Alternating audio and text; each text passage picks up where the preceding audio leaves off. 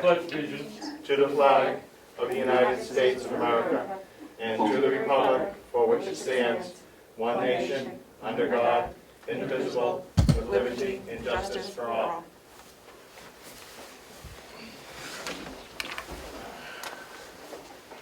Any additions to the agenda?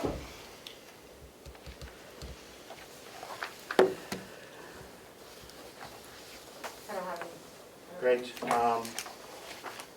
Take a motion to approve the minutes of February 11th. They were sent out this weekend. So moved. Second. Thank you.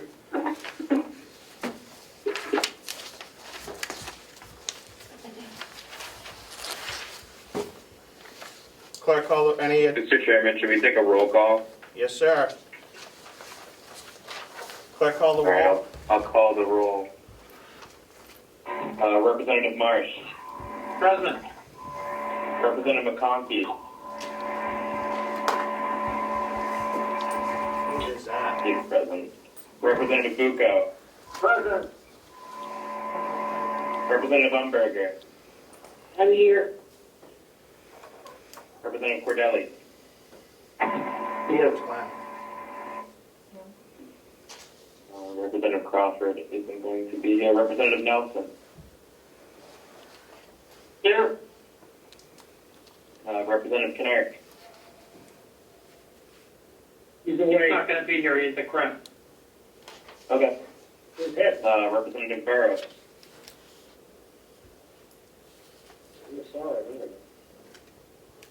Representative McDonald. Present.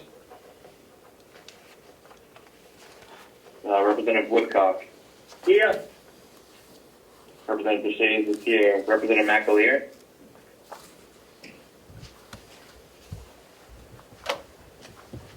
I don't see him. Representative Smith. Present. And Chairman Avalani. Yeah. Awesome. And the motion to approve the minutes was by Representative Marsh, seconded by Representative Nelson. Is that correct? I think it was Woodcock, it doesn't matter. Representative Woodcock with a second. Okay. Representative Woodcock.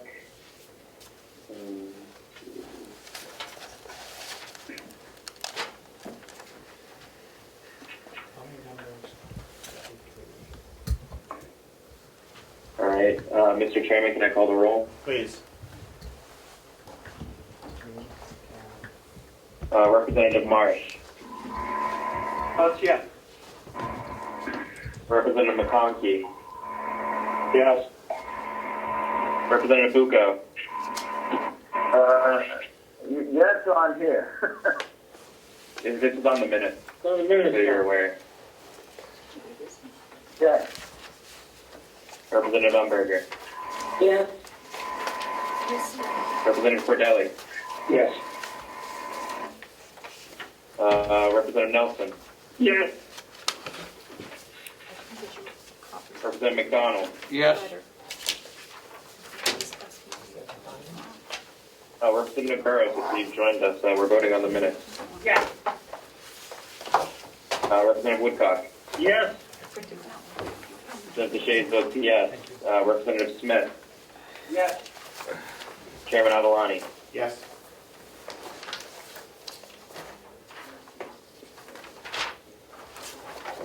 Nobody has me. Passes unanimously, 12-0. Oh, I'll vote yes. Chris McAleer. oh, I see. Okay, yes. So 13-0. It's on the minutes. Fantastic. Thank you. Do we see any public input? Nothing on the chat, Mr. Chairman? Thank you. We will close that. Can we get an audit update on the 2020 audit and where that is and how that is and who that is? Sure, Mr. Chairman. I'm in touch a couple times a week right now with Batchelor and Associates. We're mostly in sending them backup material and general information as they start that process. It's pretty active. I think we're on track to have this completed for June of this year. That is certainly my goal, if we can't do it sooner than that. I don't know if you've got any specific questions, but it is underway and very much in motion. Thank you. Do you have any questions for CFO Cullen on the progress of the 2020 audit?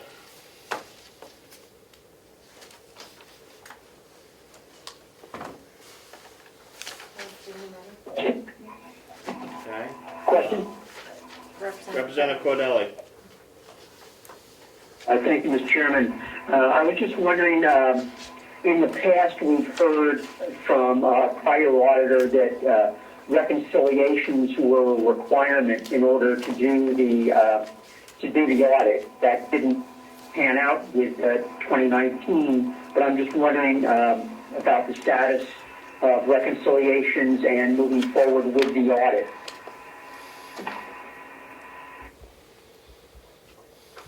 Mr. Chairman, Please. Yes, so the reconciliations are part of the 2020 audit process. Those are also underway. So, we're advancing on that front as we're advancing on the rest of it. We are informed after the fact that, in fact, the 2019 reconciliations were completed at some point and were provided to the auditors for the last audit at some point. I know there were communication problems about that, but those are underway and happening as we speak as well.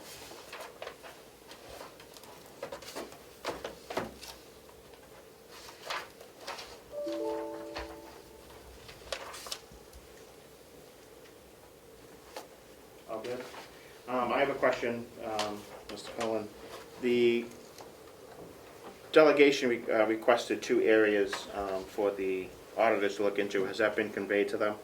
Yes, that was regarding, I believe it was the jail and the credit cards, is that correct? I have it in my notes, but I don't have it. One was the credit cards. I got it in my notes too.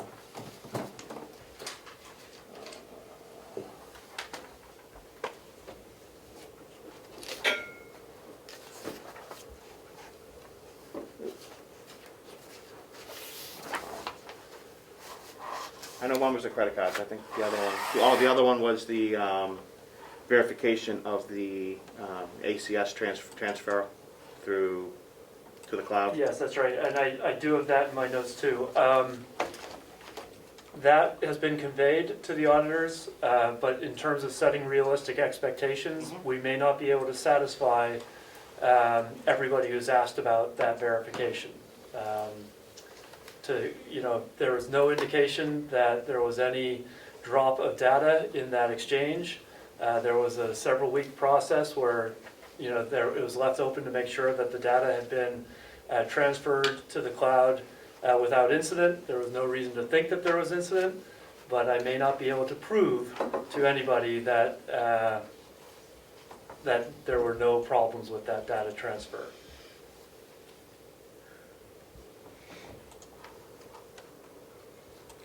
Who could verify that process to make sure that we have the numbers that we're supposed to have in front of us? We've already looked into that and have been able to answer to the extent we're going to be able to, that there is no reason to think that the transfer to the cloud didn't go smoothly and accurately.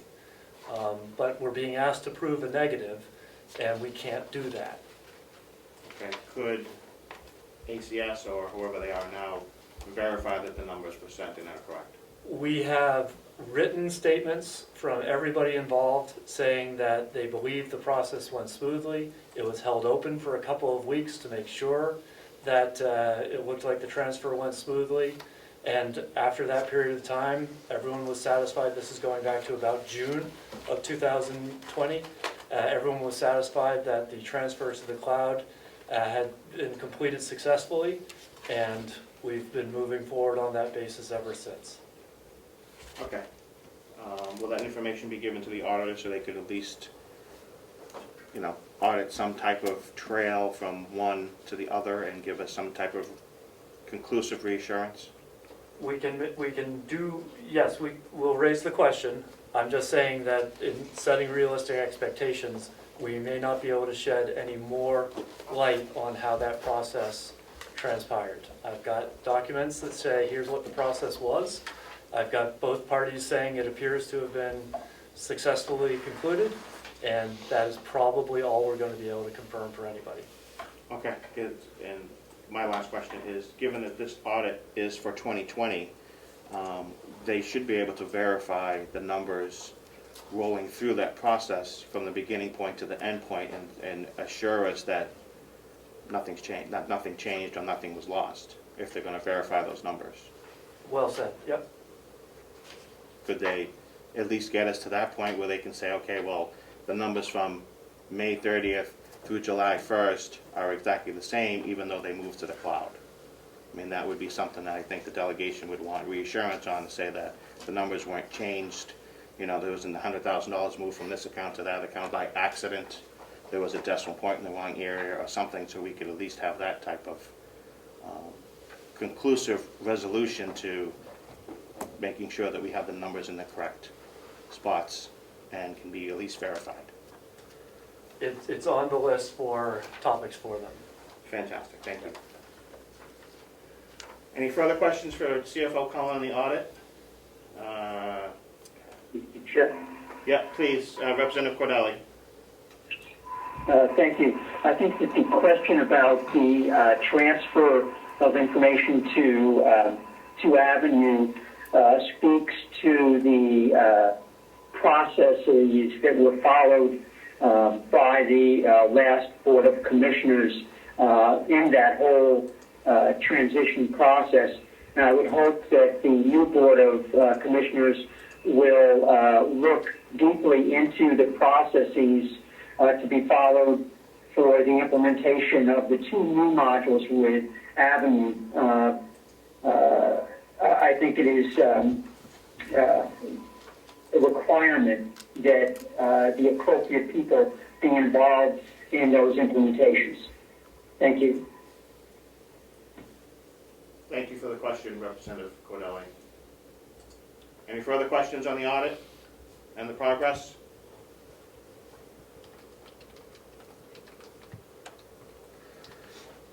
I don't see anybody. All right, Representative Marsh, would you speak to your subcommittee recommendations for the nursing home, unless Mr. Chandler would like to do the opening intro? Are you asking if Howie would like to give an opening statement? I'd be happy to have him do that, and then, yes, I'll be glad to give the subcommittee's recommendation. Fantastic, thank you. Thank you for that, and thank you, Howie, for being here today as well, and the rest of your staff. Thank you, Mr. Chairman. We had a very productive meeting with the subcommittee. I think they have a tremendous grasp on the operational needs, and also took a very, albeit optimistic but realistic at the same time, look at the potential revenues. These have been difficult times, actually going back to, well, we're just coming up to 11. We just passed the 11-month part. We don't know when the COVID part's going to stop. The biggest implications to us are more on revenue reduction in terms of lost revenue than it is in terms of cost. Most of our costs are relatively fixed, but our revenue, of course, varies with our census considerably. We've been very fortunate in what we've received from the federal government in terms of CARES Act funding, supplemental funding for testing, and Gopher state governor's office funds. So we're still optimistic that we'll meet our revenue targets and expenses, and we've done whatever we can do to keep overall operating costs the same as last year. The big variance that you'll see would be in the 60 cents an hour staff increase that is proposed for across the board. Half of which is for our union as part of a CBA that's been negotiated, and the other half would be for the exempt or non-union staff.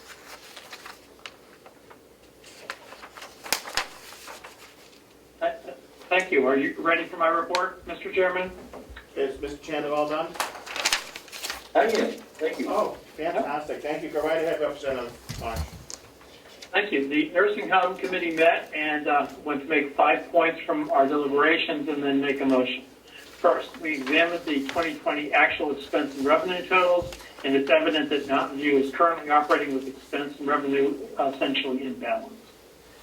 Second, the key to successfully operating a nursing home today on a not-for-profit basis is attracting patients who could choose to go elsewhere. And we commended Howard Chandler for doing this so successfully. He's really done a great job. Third, approving a revenue budget based on 2020 actuals rather than one based on projections of a less favorable payer mix does presuppose the current payer mix continuing going forward. This change by itself is extremely favorable to taxpayers and results in an approximately $1.7 million reduction in the amount of money to be raised by taxes compared to the Commissioner's proposed budget. Point number 4. The collective bargaining agreement approved in December, according to figures supplied by CFO Cullen, requires an upward adjustment of many lines in the MVC budget. Unless we reject the collective bargaining agreement, there is no possible way to materially decrease the expenses at Mountain View. Number 5, as we debate this budget, please consider that material decreases in the expense budget will affect the ability of Mountain View to attract those clients who can easily choose to go elsewhere.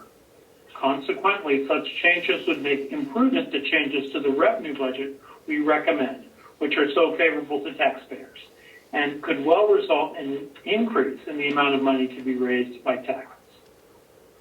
Therefore, I make the motion that we consider the entire Mountain View budget as a package and approve the 100 bottom line of $1,050,845, including line item changes from the MVC subcommittee, the 5130 bottom line of $1,810,002, including line item changes from the MVC subcommittee, the 5140 bottom line of $6,613,806, including line item changes from the MVC subcommittee, noting that this corrects a $3 addition error.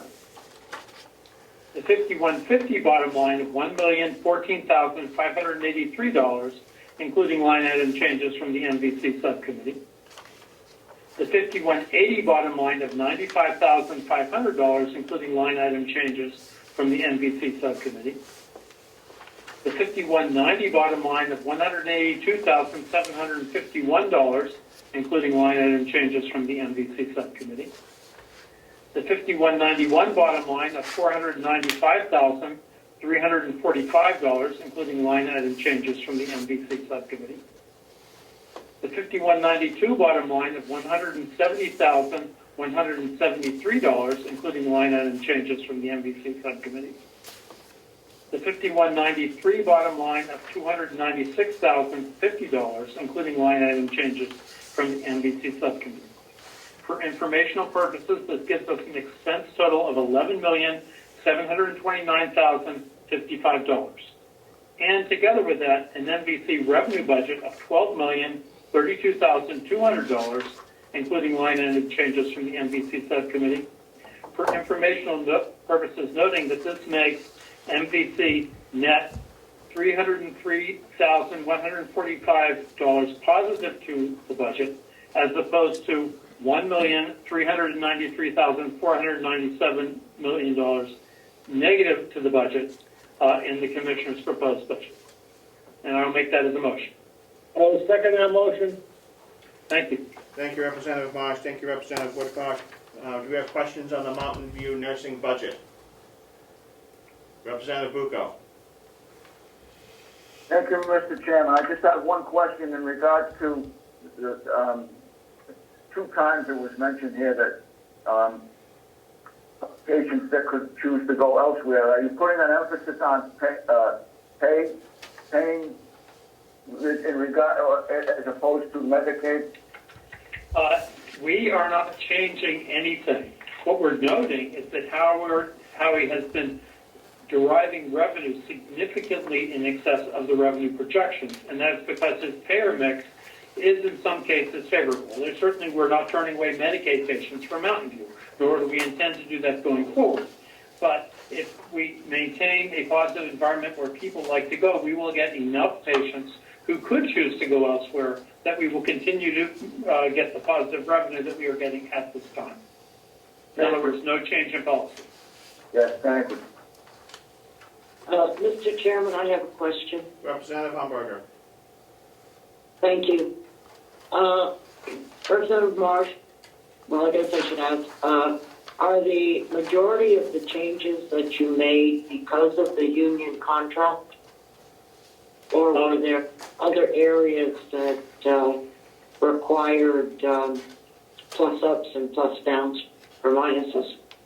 Speaking to the expense budget, the majority of changes were made because of the contract, but we did make a significant number of changes up and down to align line items with actuals in the expense budget, and I believe that is reflected in the minutes that that were passed out with the meeting information today.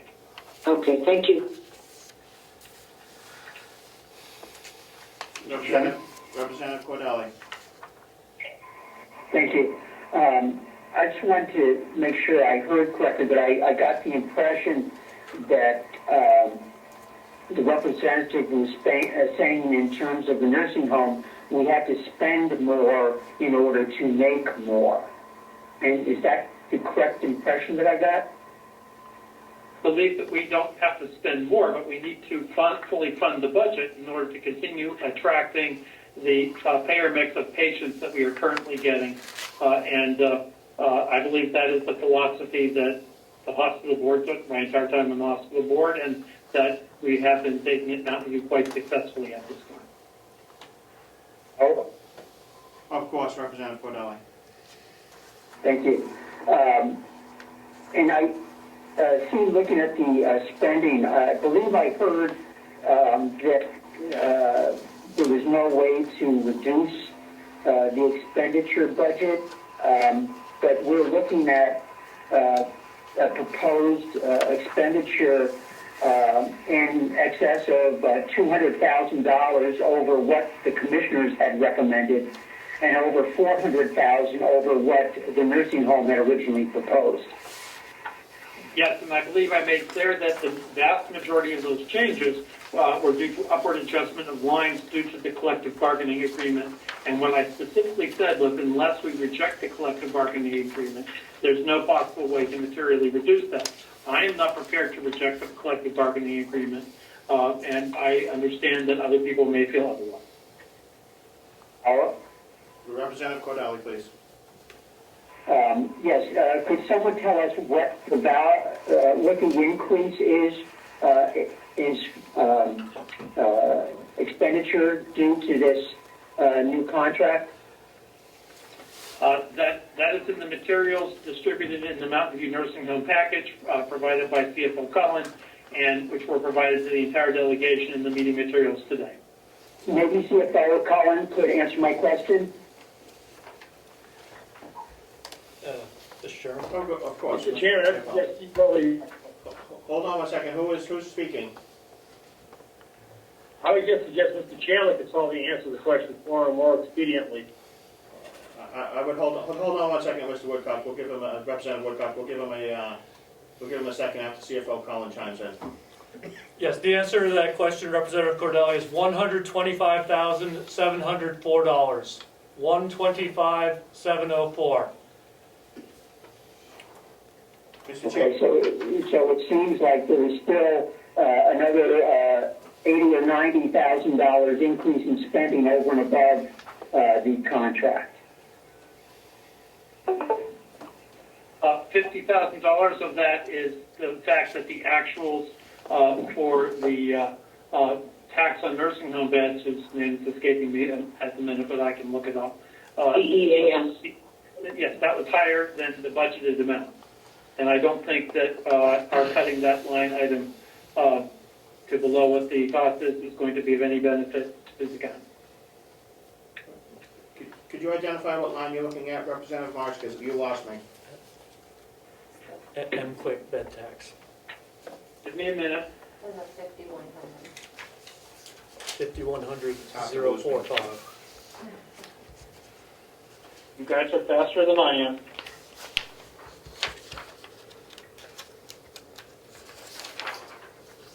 The MQuick bed tax is 5,100,045, and the actual for that was significantly higher than the budgeted amount.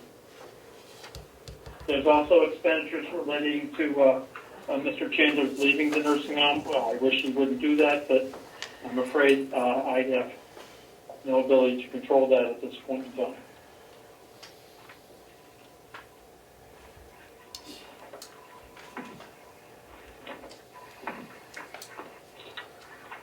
Do we have a transfer going into that line?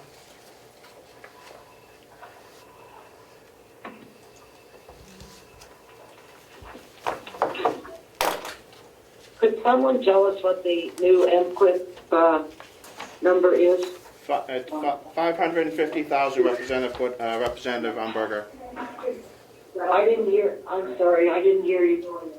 My apologies. 550,000 right now, and whoever is unmuted, please mute yourself.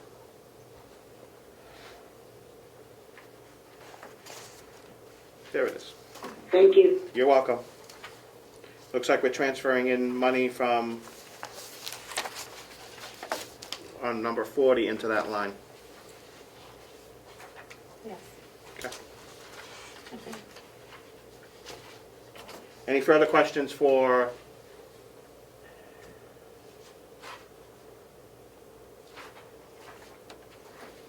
The treasurer has his hand up. who? Joe, the treasurer. Treasurer Costello.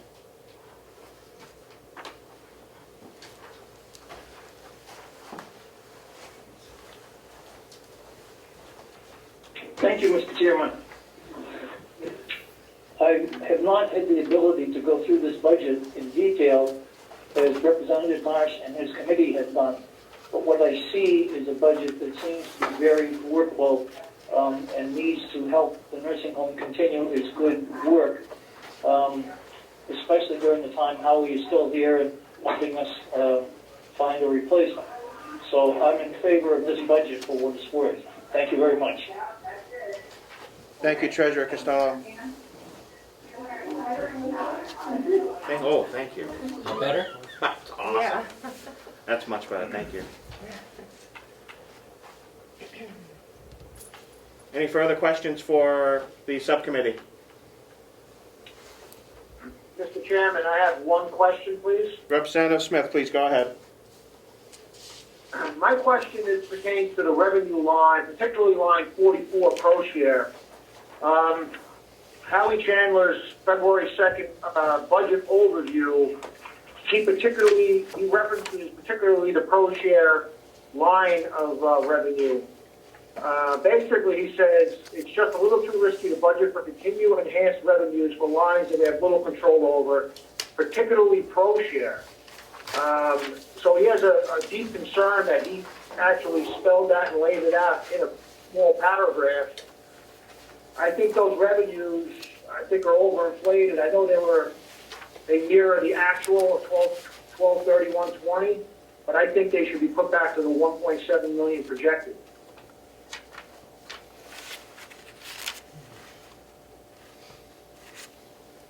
Thank you. Representative Marsh, your thoughts on that? We received assurance from the Commissioner of Health and Human Services last year that we would not expect per share to go down, but more likely that it would go up in the ensuing time. And of course, we don't know what the budget coming out of Concord will be, but at this point in time, I believe that to be the case. We didn't estimate that it would increase, we just budgeted what was the actual for the prior year.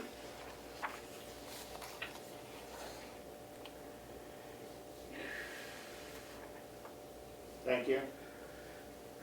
Thank you. Did you have a follow-up, Representative Smith?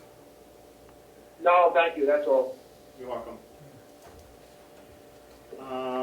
Howie, can you speak to the mix that we have right now between Medicaid, skilled, and private? What those percentages are and what you think they will be going forward in your absence? what they had been is our traditional payer mix. We tried to focus on 65% Medicaid, 10% skilled Med-A, and 25% private. We've rebalanced that a bit because we've moved away from Medicare skilled, Medicare A skilled. So now we're looking to 30% private pay and 70% Medicaid. So we're actually increasing our commitment to those who can't afford to come in at 70%. And that balance seems to suit the community needs too. We're not turning away anybody. So, and we do always give priority to those at greatest need, whether that's physical need, health need, or financial need. But it seems to suit the Carroll County community very well. And I think it also serves us financially going forward. And that's what this budget is predicated on. Mr. Chairman, Representative Marsh. I'd like to add to what Howie said here.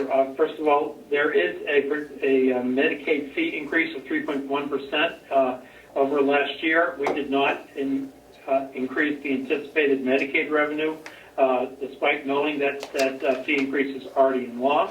We also know that Mountain View is not currently at full capacity due to the COVID epidemic. And while we could have anticipated a return to full census, and I know the plans are to return to full census if possible. Again, if that were to happen, we would expect even more revenue than what was the actuals for the prior year. So both of those we believe were conservative assumptions that we made in this budget process. Thank you. And I have another follow-up, Howie, if that's okay. Sure. So we're going to move away from the skilled room and board Med-A, but we're going to keep the revenue the same. I just want to make sure I understand that. If you're going to change the mix, should we reduce that revenue? We're moving from Medicare A to Medicare B. So we're keeping rehab, but we're doing it for our in-house residents.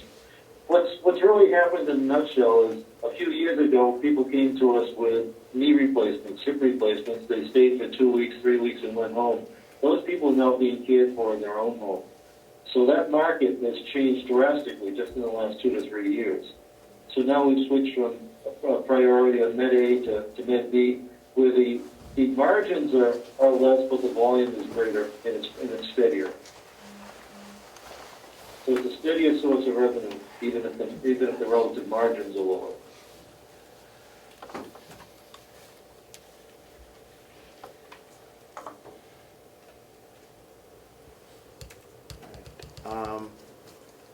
And the last follow-up I have is the Medicaid room and board. The actuals for 19 were $7 million. For 20, they were $3.6 million, and we're anticipating the same. Do you see a variance in that moving forward if there's continued less of a census because of COVID? Mr. Chairman, may I answer that? If you wish. Yes. What we did is we changed how we were accounting for this between the 2019 and 2020 budget. You will notice also at line 097 in the revenue, there was a large negative figure for Medicaid allowances. What we were doing in the 2019 budget is we were budgeting Medicaid room and board at the actual billed rate and then discounting it by the allowance whereby they were paid less than the actual billed rate. As of the 2020 budget, the budget is done as a net figure and not as a gross figure with adjustments.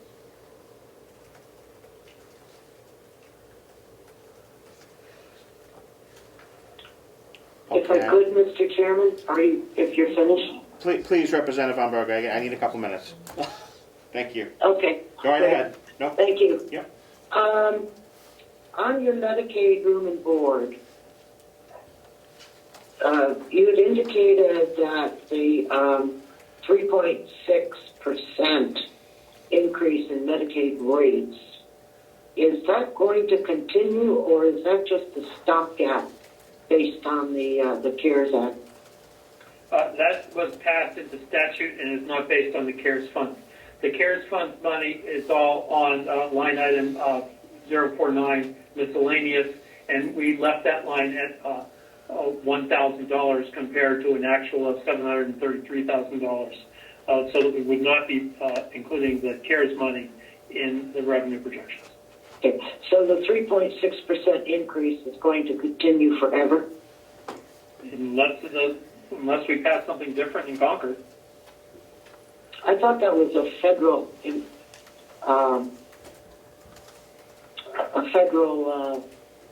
increase. We increased Medicaid rates last session when you were not with us, Karen. Okay. Thank you. But I thought that the feds had also provided additional money for Medicaid this year as part of one of the CARES Acts. I could be wrong. I don't know. My understanding is all the CARES Act money is in the miscellaneous line and not in that line. Well, this was Medicaid in particular, but it's okay.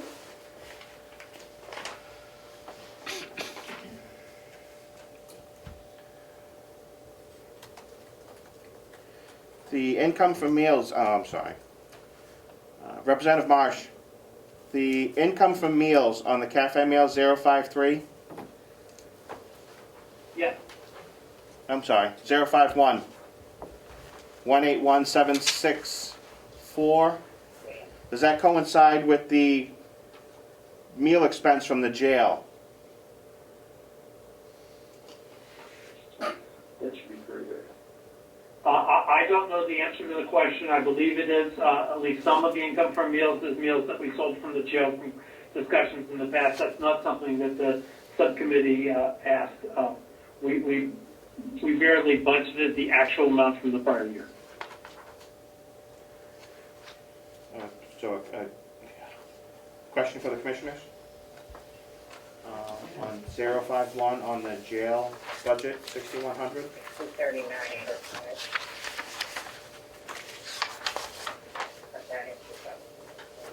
Who's not muted? It's Paula talking with Helen. Hi, Paula.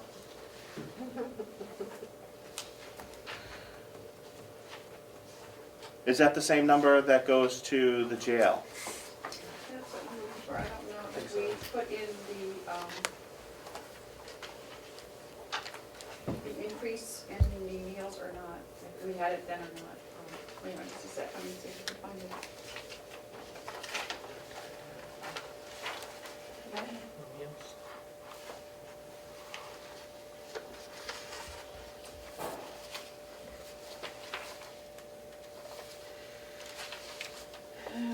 Seems to be not the same. I think the jail one is even more because they also include the stuff that they buy, juice and milk and cereal that's not included in the meals that they have at the jail. Mm-hmm. And is that passed through to the nursing home? Yes. And where would that be? No. I don't know. To be honest with you, Rena, I think that Jason just ordered it separately. I don't think it came from the nursing home. Yeah, the jail number in the budget right now is 239,805 for meals. Right. That's on page 10 of the proposed expenditures. Because the jail has other stuff that doesn't come from the nursing home, snacks and juice and all that kind of stuff that they have there all the time. That's included in that line. Okay, thank you. So, Mr. Chairman, if you want me to run down and get a more detailed look at that line, I can. I just have to run downstairs to do it. No, I'll take a look at that when we go to jail. When it's next jail meeting, I'll go over that with Superintendent Batchelder. If we need to make an adjustment on the other side, we can. he probably has the Yeah, breakdown. he probably has it easier. Thank you. Any further questions for Representative Marsh or Administrator Chandler?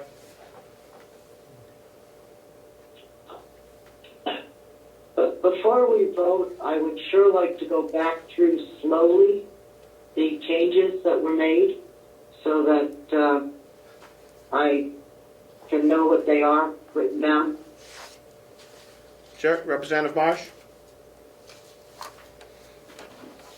Take us through your changes that you made to the budget. If I unmute myself, I can do that, yes. All right,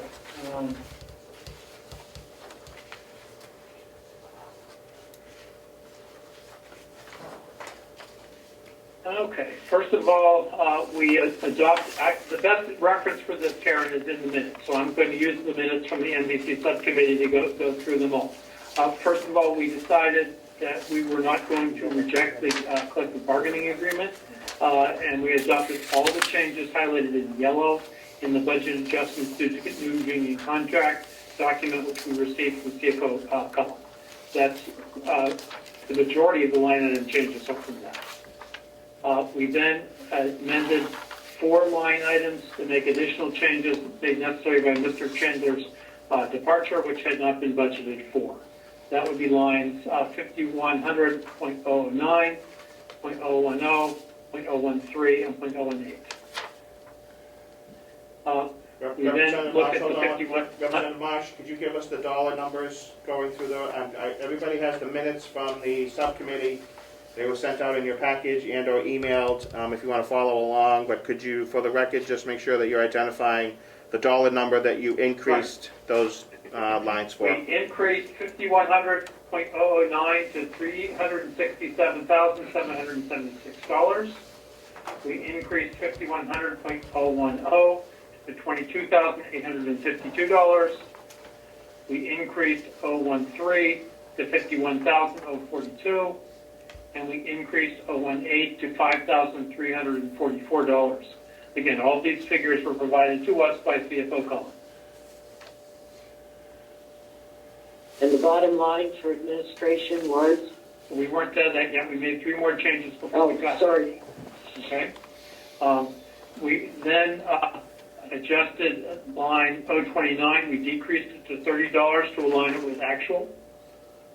We then increased at 045, that's the NQIP line, to $550,000 to align it with actuals. And we decreased 068, which is the telephone line, to $4,500 to align it by actuals. And at that point, we approved the bottom line of $1,050,845.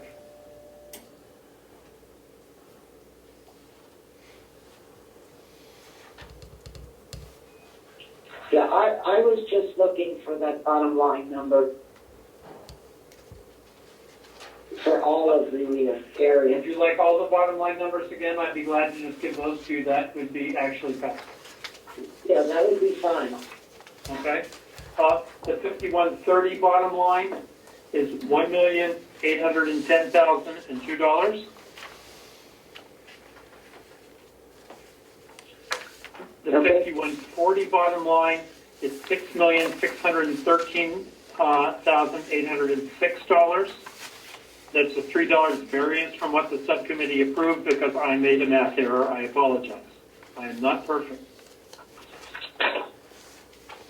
The 55150 bottom line is $1,014,583. The 5180 bottom line is $95,500. The 5190 bottom line is $182,751. The 5191 bottom line is $495,345. The 5192 bottom line is $170,173. And the 5193 bottom line is $296,050. Do you want the revenue bottom line too? So I think I've got that. Representative Marsh, could you give us the total for those lines?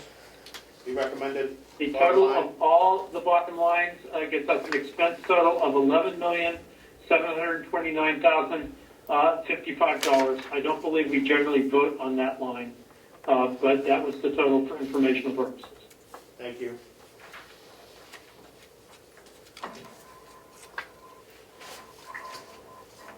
Representative Umberger, did you have a follow-up? No, I'm fine, thank you. Thank you. Representative Cordelli. Thank you. I was just wondering about the increase in the salary line, 009, $15,000 over what was proposed by the department. Which section are you discussing? Salary administration. Yes. First of all, there were some changes necessitated to that line by the collective bargaining agreement, and then we had to make some changes to that line due to Mr. Chandler's departure. Follow up? Of course. Please. So due to Mr. Chandler's departure, there would be a decrease in that line? I believe that nursing home administrators are required to maintain the license of the nursing home, so we did not decrease that line due to the fact that Mr. Chandler is departing, because we know that a replacement will be hired.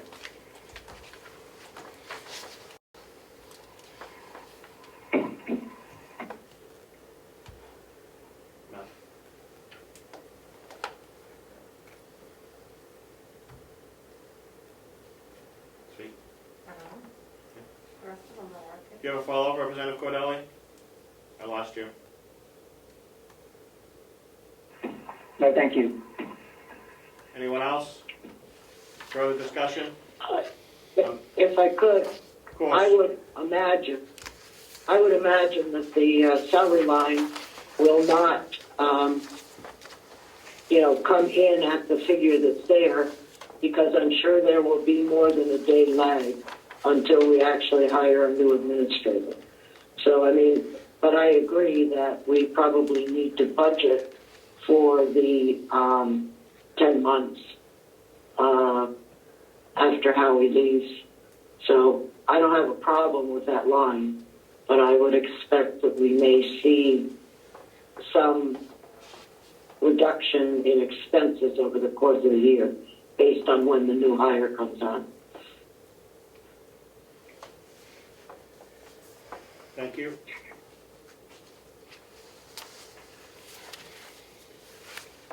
Representative Marsh has made a motion, seconded by Representative Woodcock. Seeing no further discussion, we will vote on the expense side first. Bottom line Point of number. order, I made a motion that they were all together. You could divide the question. I'm good with you're identifying each department with their bottom line. I was just going to give a total bottom line of $11,729,055. That is the number that we will be voting on, and all subsequent departments have already been identified. Any further discussion? Clerk, call the roll. Representative Marsh. Votes yes. Representative McConkey. Yes. Representative Bucco. Yes. Representative Umberger.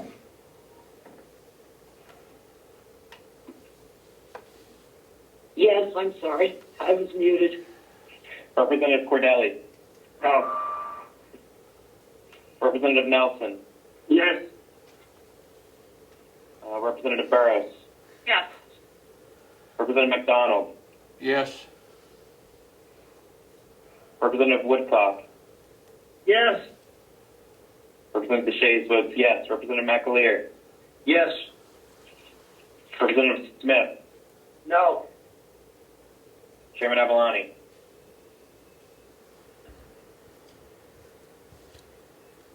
Yes.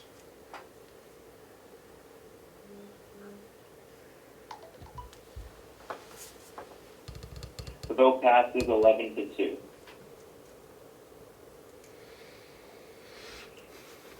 Representative Marsh, your revenue. I vote the revenue budget figure of $12,032,200, including our line item changes. I'll second the motion.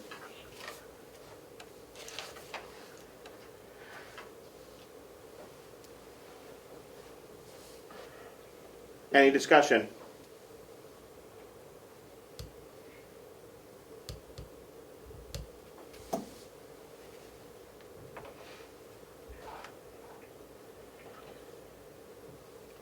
Clerk, call the roll.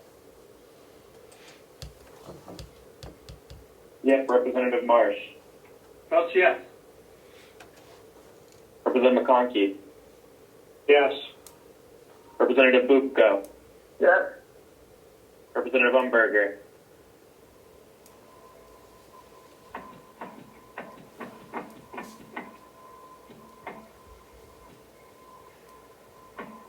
Representative Umberger.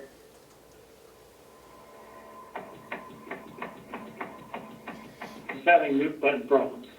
Yeah, I assume she wants to vote, but we'll move on until she's ready. Representative Cordelli. Yes. Was that a yes? Yes, it was. Okay, thank you. Representative Nelson. Yes. Representative Burris. Yes. Representative Umberger, how do you vote? Yes, I should never mute myself if that's what's going to happen. Sorry. That's fine. Representative McDonald. Yes. Representative Woodcock. Yes. Representative Shays votes yes. Representative McAleer. Yes. Representative Smith. Yes. Chairman Avalani. Yes. The motion passes unanimously, 13-0. Thank you.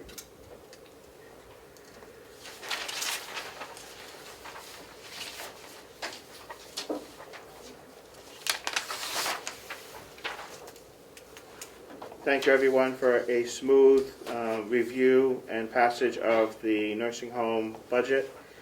And my thanks to Mr. Chandler. Thank you, Mr. Chairman, and members of the delegation. The Nursing Home Subcommittee voted to commend Mr. Chandler, and I would like to move that the entire delegation vote to commend Mr. Chandler on a job well done at Mountain View. That's an exceedingly well-run operation financially compared to most county nursing homes, and we really should appreciate that. We had a motion from Representative Marsh. Do we have a second? Second. Okay. I think Representative Woodcock beat Representative Umberger to it. Thank you. Representative Woodcock is fine. Clerk, call the roll. Yep, Representative Marsh. Yes. Representative McConkey. With regrets on your leaving, Howie, thank you, yes. Representative Bucco. Yes. Representative Umberger. Yes. Representative Cordelli.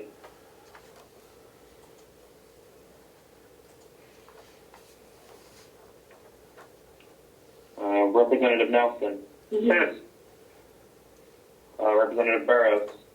Yes, don't go, Howie. Representative McDonald. Yes. Representative Woodcock. Yes.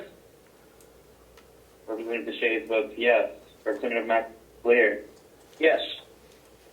Representative Smith. Yes. Chairman Avalani. Yes. And could you try asking Representative Cordelli again? We want to make sure this is unanimous. Yeah, I planned on. So, Representative Cordelli, are you there?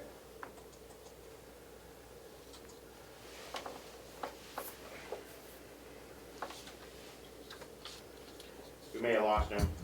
We can circle back to that. Thank you again, Howie, for everything. Okay. Mr. Chair, if I might, Of course, please. I want to thank everybody for your cooperation and support, not just this year, but for those of you that have been on the delegation for multiple years, going back quite some time. You have a very great resource here in Mountain View. And of course, I'd be remiss, it isn't about me. I'm surrounded by great people here. On camera with Paula, who really holds down the financial operation. But whether it's in nursing, environmental services, recreation, it's a great team that you have here. It's taken a while to put everybody in the right seat in this right bus of ours, but It's really gone. It has really proven itself under the most difficult times during this past 11 months with COVID, and I'm convinced that it'll continue to do well. And I've worked with the commissioners. I will be able to be on call and available to them on a no-cost consultant basis going forward, because my heart is really here, and I want to be sure that everything that we've been able to develop is able to stay in place. So you know, for continuity's sake and for compliance purposes, Ray Bauer, who many of you know from Stratford County, he's both the county administrator and the nursing home administrator, will be technically our interim nursing home administrator until a full-time replacement is found. So you'll be in good hands here. But thank you all for your support, not just this time, but throughout the years. It's been a privilege. Thank you.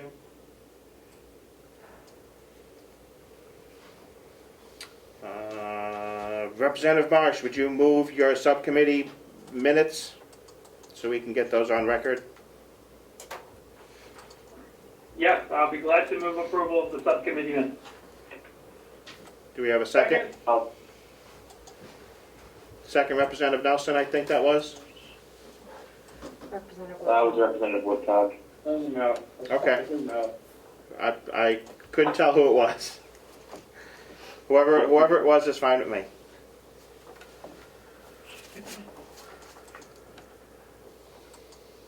We have a motion to accept the Mountain View Community Subcommittee minutes, and a second. Clerk, call the roll. Nelson.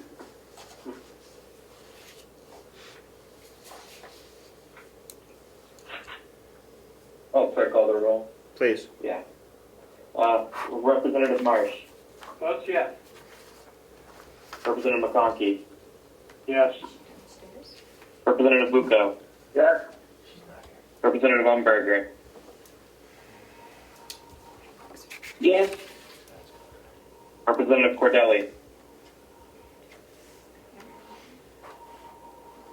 Representative Nelson. Yes. Representative Burrows. Yes. Representative McDonald. Yes. Representative Woodcock. Yes. Representative Deshays votes yes. Representative McAleer. Yes. Representative Smith. Yes. Chairman Avalani. Yes, please. Yes.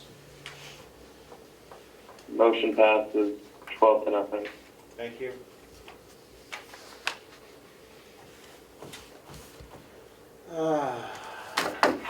Representative Marsh, would you care to speak to the refinance of the nursing home bond? I believe. Yes, we reviewed the concept of refinancing the nursing home bond. We approved the concept of refinancing it on a 10-year basis. We were informed that the commissioners were at that point in time going to be looking at two different proposals, and we did not have the information to make any recommendations between those two proposals.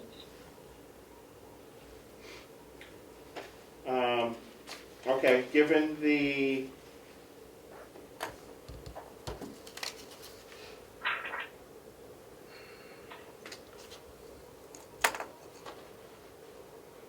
report we got from CFO Cullen on the 13th of January, are you aware of the proposal he put forward?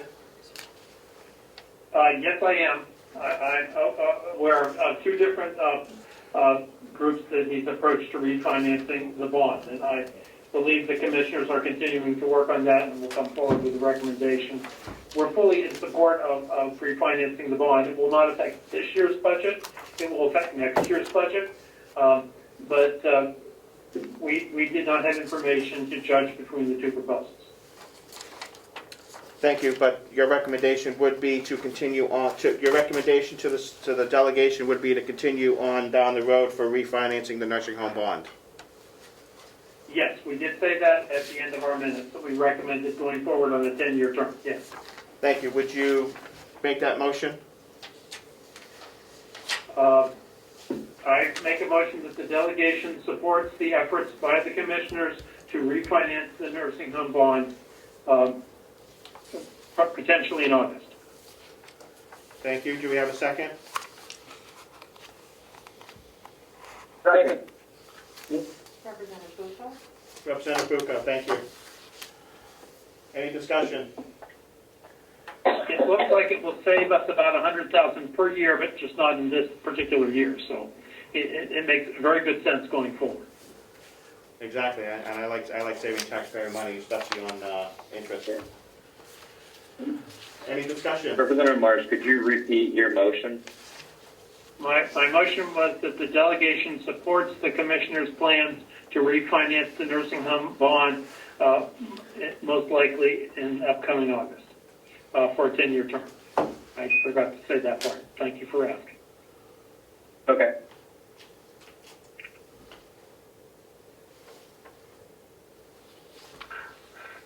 Seeing no discussion, clerk call the roll.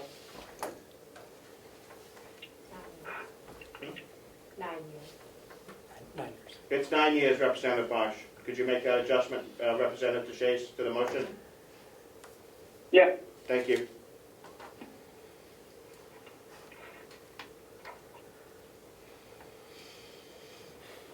All right, Representative Marsh. Votes yes. Representative McConkey. Yes. Representative Bucco. Yes. Representative Umberger. Yes. Representative Cordelli. Representative Nelson. Yes. Representative Burrow. Yes. Representative McDonald. Yes. Representative Woodcock. Yes. Representative DeShays votes yes. Representative McAleer. Yes. Representative Smith. Yes. Chairman Avalani. Yes.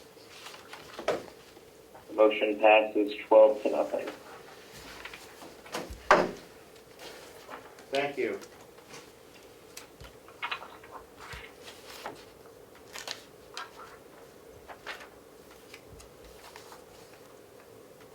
Any other business to come before the delegation?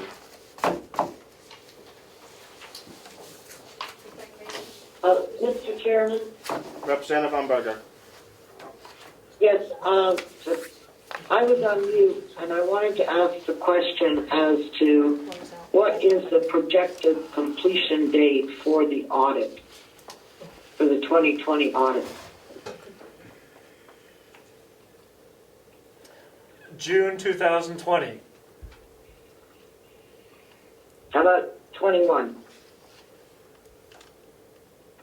Excuse me. Yes, you're right, Representative, of course. June of 2021. Thank you. Okay, thank you very much. I appreciate that. Thank you.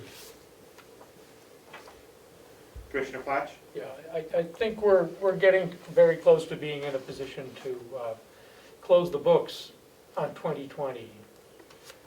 And the reconciliations are very close to being done for all of 2020. This is one of the priorities the three of us set, so, and it's moving forward, so. Did everybody get that? From Commissioner Platch? Yes. Thank you. Commissioner McCarthy?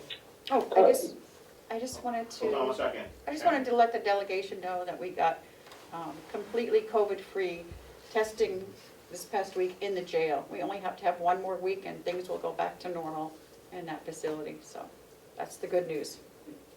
Thank you. Did everybody get that as well from Commissioner McCarthy? Excellent. Thank you. Representative Umberger, did you have a follow-up? Yes, if I could. Of course. At our last meeting, the commissioners indicated they were going to get together on the policy with the attorney, and I just wondered if that had occurred. Commissioner McCarthy? Yes, we discussed that at our last commissioners meeting. And I guess we approved it. We're just waiting for some wording changes in it, and as soon as we have that, we'll give it back to you. Thank you. Give it to you. Okay, thank you. Did you get all that, Representative Umberger? Yes, I did. Thank you. Any public input?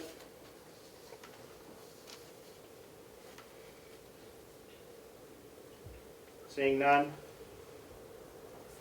Mr. Chairman, Representative Woodcock, please, yeah? thank you. Just before you close, I think Mr. Chandler's commendation was held pending Mr.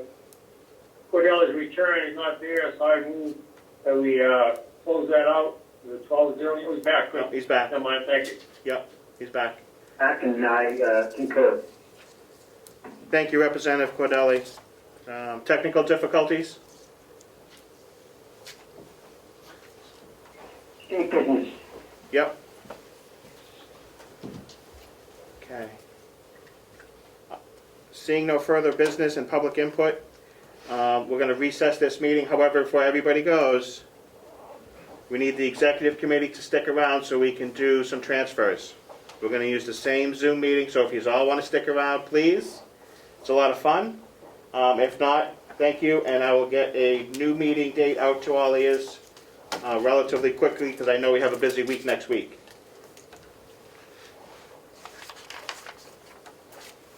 Thank you. Thank you, everyone. Nice work today. Thank you for the indulgence of coming in on a Monday.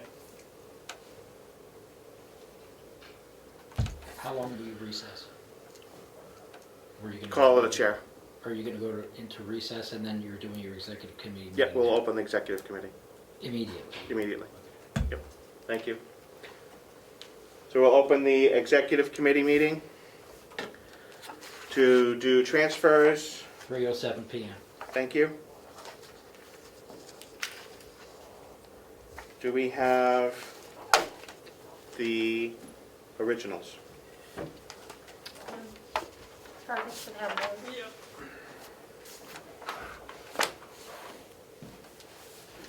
This packet, right, Melissa? You have, he's looking for the original ones, the original signature. I mean, I've got them downstairs. Okay, because I'll sign them and then we'll get two to come in. Okay, do you want me to get them now or later? It's easier for me to follow along, because that way I can sign them and I know they're done, instead of doing. You're right. Mr. Chairman? Representative Umberger. Yeah, I did not receive copies of the transfers, so if you can kind of go through them in some detail so that I can follow along. Most certainly. I can definitely do that. Thank you. You're very welcome. Karen, would you like me to email them to you? Yeah, I don't know why I didn't get them, but I didn't. They came out for Friday's meeting, they weren't sent out again. And with that, Oh, okay, well then. Representative Marsh, Yes. would you take Can I over make a from comment? Representative McAleer? My emails with attachments from Melissa are ending up in my spam box. I just found that out earlier today. Maybe the same thing is happening to others. Not only are they ending up in my spam box, they're sort of targeted as being possibly dangerous, whatever. So take a look in your spam box. Thank you. I'm not having a problem with the stuff going to spam. I just, I didn't see it.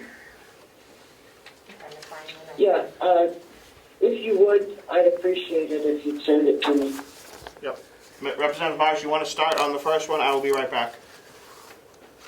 Okay, I'm right now sending them to Tom and Karen, so Okay, let's do fantastic. that, and then I will get to this next. Thank you.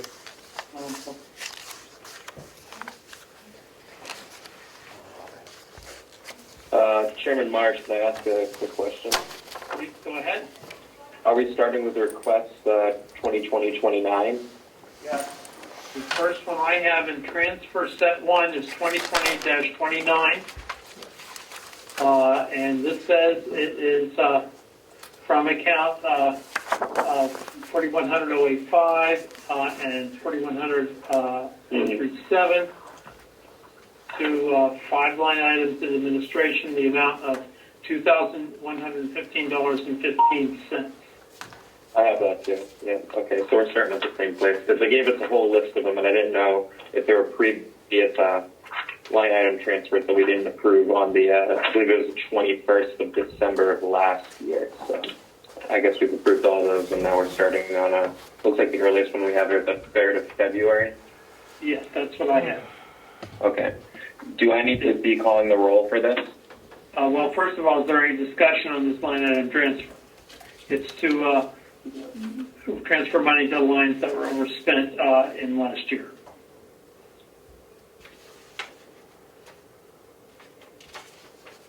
Bill, Yes? all I got was the transfer form. I didn't get any.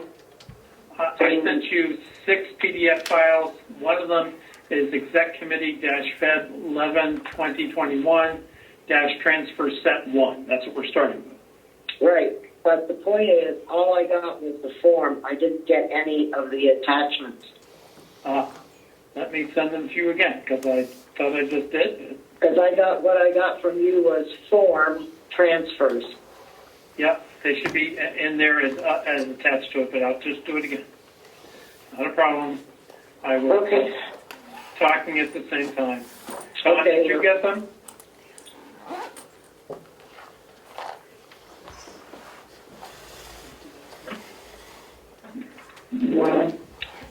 I'll go up on my other computer and see if... No problem. I'll just send them out again.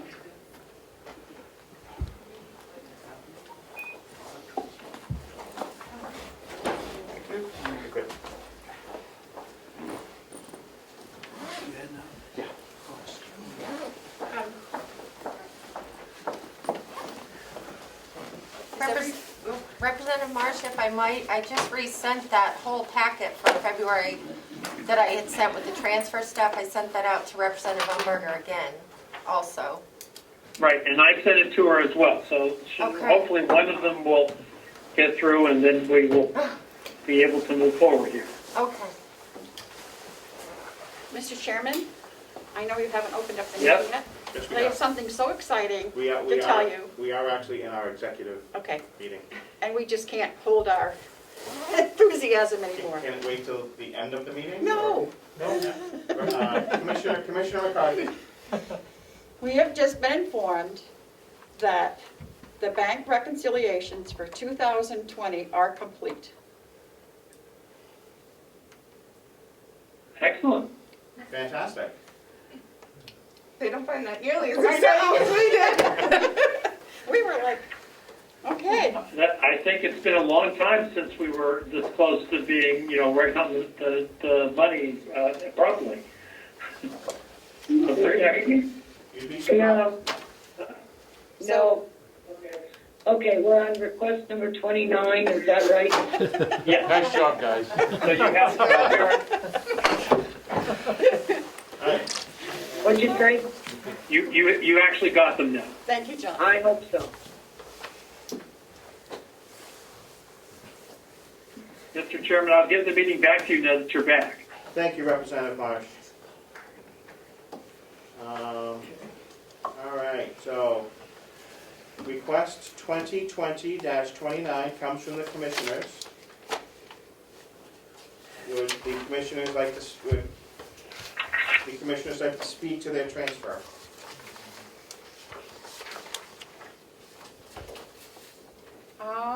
What would you like to know? I think it's pretty straightforward. Do you want me to go through the whole lines, and how do you want me to do this, Mr. Chairman?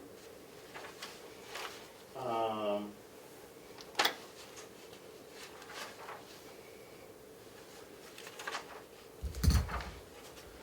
first off, let's get a motion to accept the line item transfer.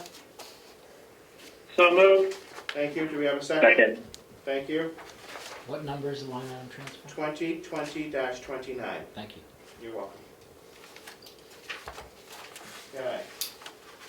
So, any questions?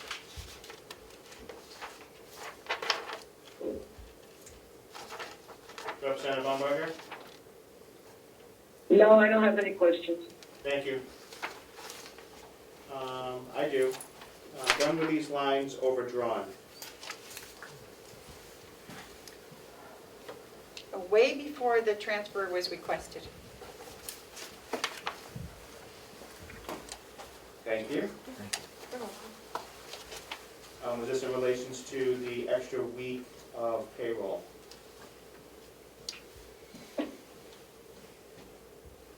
It might be in the administrative salaries, or that's and retirement, but those are the only ones. Thank you.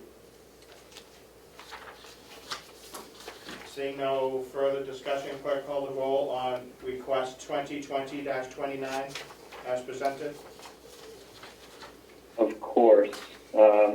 Representative Marsh, Yes. Representative Bucco,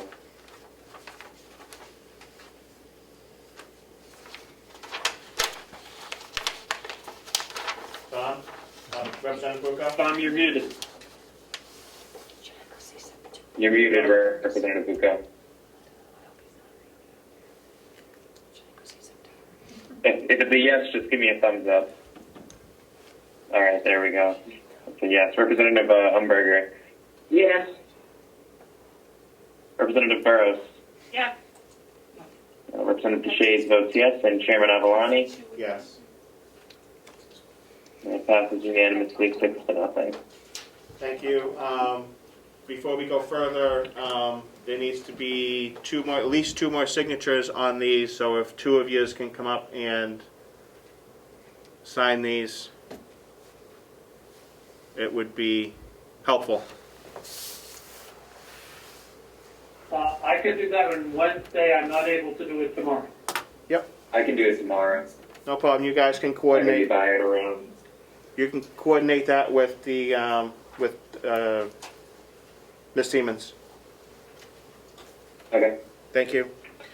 2020-30, motion to accept. Mr. Chairman, I believe that's informational. Yes, that's correct.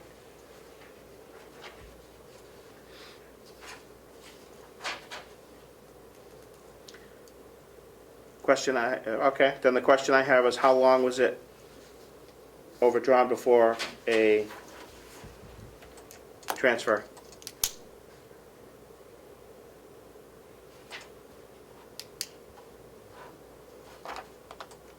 Oh, he's gone.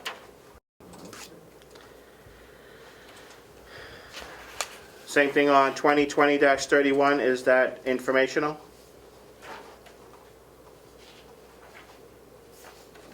Yeah.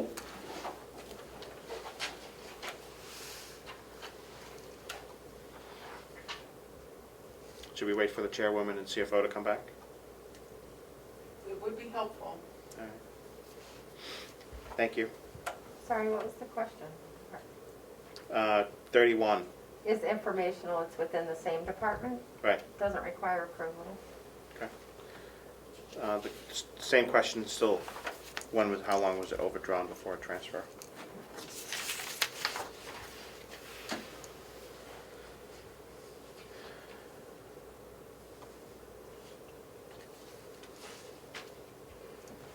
And 32 is also informational. It is.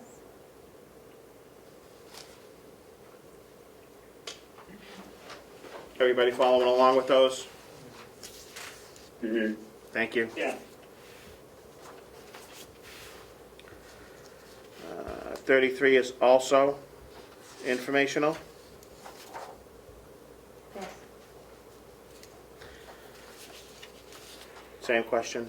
How long was it overdrawn? I think we've already spoken about this one, but. Request 2020-34.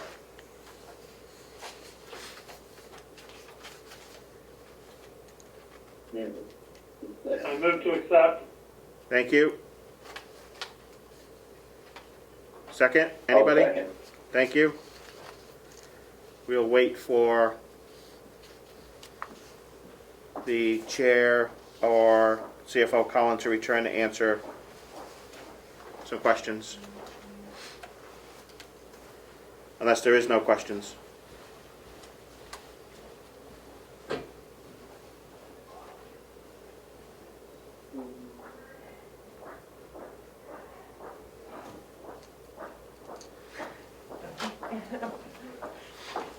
I always have questions. Yeah, I'm kind of curious too. I assume we're wondering the same things, Chairman Avaloni.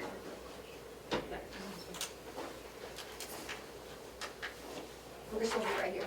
Thank you. I think we spoke about this earlier, but I just want to make sure that it's the same one.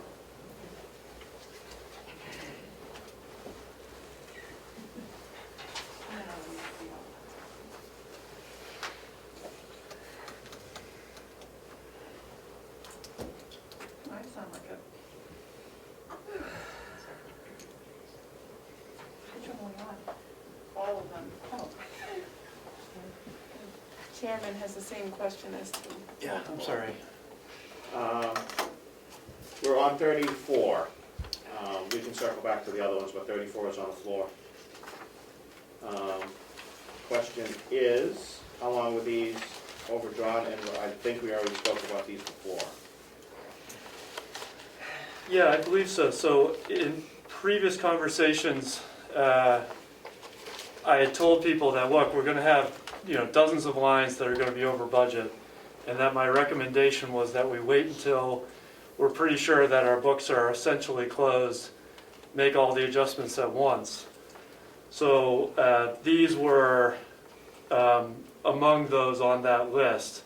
I'd been flagging them in the monthly updates in red to alert everybody that there was, going to need to be a line item transfer at some point in the future. There were a couple of these that went over, in the last couple weeks as we posted some of the last items to 2020. A bill that came in the last couple weeks of December, or the first couple weeks in January. So I hope it's not a surprise to anybody that there was going to be a need for a batch of line item transfers to balance things out. No, I would rather see them all at once like this, so we know exactly what is closed out and what's not. Any questions? If I might, Representative Umberger. did we forget that we had a person in the sheriff's department? I mean, 15,000 is like, six Position. Yeah, well, I mean, I just wondered. I mean, we didn't pay him anything. We didn't pay him. We didn't do his retirement. We didn't do anything. I think under the request form it Hold explains on. a little bit. Representative Shea, hang on 1 second. CFO Collins, did you want to respond to that? Representative Umberger, I'm unclear which one you're referring to. 2034. And specifically that we were almost $16,000 over on 007, is that what you're referring to? Yeah. I mean, if you look through all of those, they basically are, like one person's salary and benefits. And I was just asking if we forgot that we had a person. Well, with respect, that's about 1.7% of that total line, and it's probably less than a quarter of one position's salary and benefits.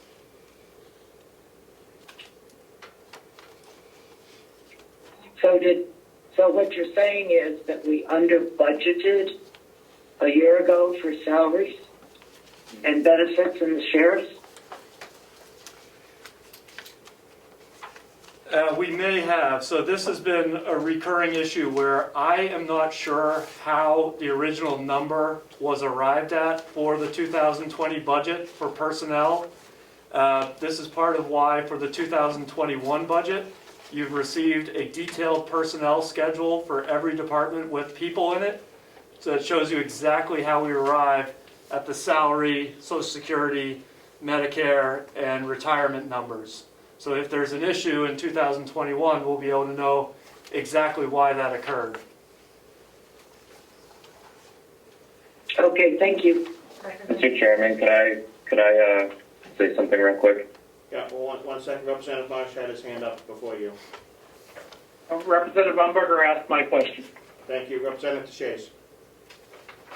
Yeah, so in the line item requested signed by CFO Cullen and the sheriff and the commissioners, it says the reasoning for request, there's specific block says, these lines show a deficit due to payroll coding issue that is being worked on. The transfer comes from another payroll-related line. The sheriff's salary went over due to rounding within the payroll system. So it was a coding error, I guess, within our payroll system overall, is what the explanation says on the forms that were mailed to us and were emailed to us. Thank you. Yeah, Representative DeShays, thank you very much for that, that assist. You remind me, so one of the deputies and the sheriff is partially funded through a grant. And what we haven't been able to fix is getting that portion of that deputy's salary pulled from the grant instead of being pulled 100% from our regular payroll line. In the case of the sheriff's department, that's what's going on in that case, and I am embarrassed that I'd forgotten that important detail until you reminded me of it. My experience with the sheriff, and perhaps yours as well, is that he's very much on top of the details of his budget. So we are trying to figure out how to code that properly so that it's pulled directly from the right line. I don't have that fixed yet. Thank you. Well, Hold on except one second. it shows that it's coming from details and not from a grant. On what I have here. Correct, Representative Umberger. Representative DeShays, did you have a follow-up? Yeah, I was going to ask if we had somewhat of a time frame of when that coding was going to be fixed and who's kind of taking the lead on that. It's something I'm talking about with the payroll company, and I do have a call scheduled in early March with them to go over a number of things. I mean, it's one of those things that's important but not urgent, which isn't to say it's, you know, it doesn't affect our day-to-day operations, but it's just something we got to get fixed. And so it's a computer programming issue on their end that's a little bit unique. Okay, thank you. Any further questions? Follow-up, Representative DeShays? Yeah, it's kind of not really a follow-up, it's a separate kind of line of questioning, but I guess for intents purposes. What is the line related to 4140.019 U.S. Forestry? How does that relate to the grant at hand? Yeah, so that's not the grant, but that is a revenue line. So there's a handful of the transfers before you today are associated with revenue lines. So when it goes over budget on the expense side, it's going to be offset by revenue that's going to be higher than expected on the income side. The U.S. Forestry is one of those lines, which is to say it's not a bad thing that it's over.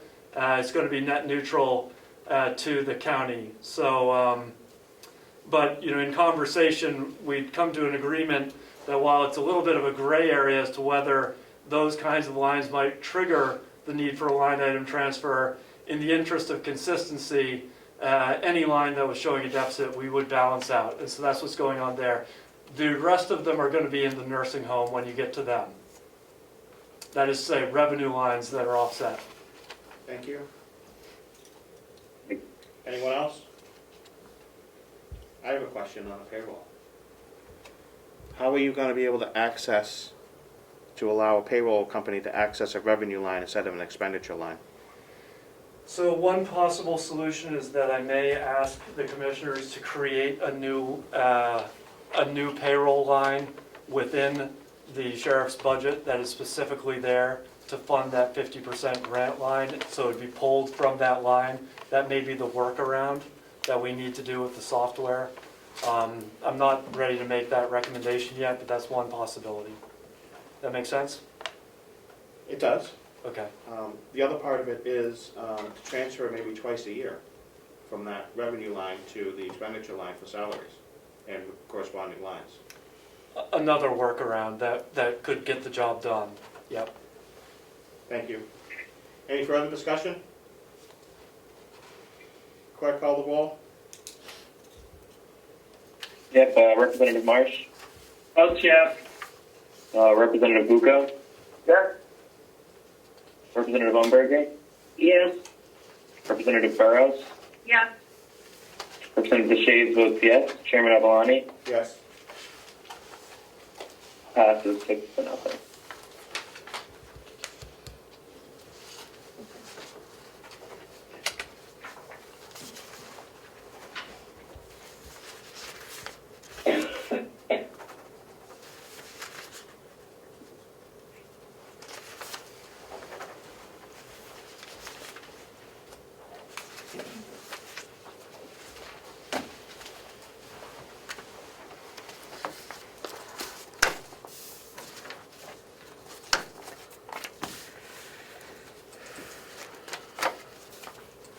(2020-35).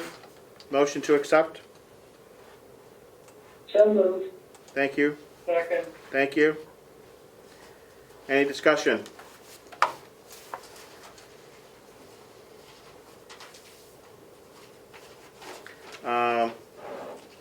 CFO Cullen, since these lines were higher overtime needs due to COVID, were these offset with any CARES Act grant revenue or anything they could have billed in for at that time? I don't believe so, no.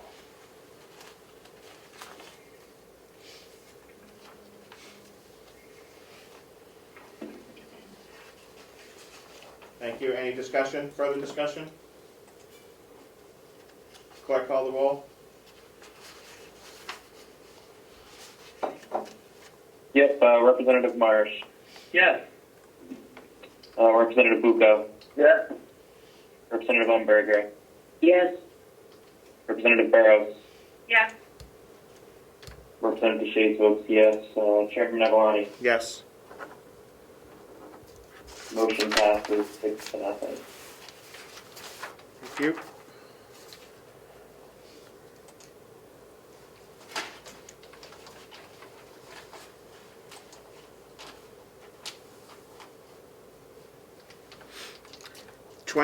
(2020-36).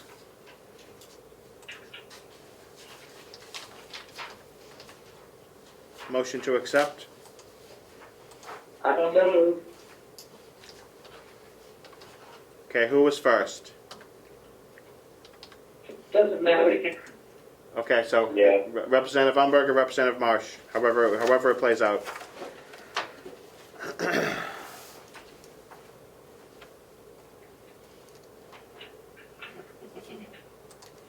Any discussion?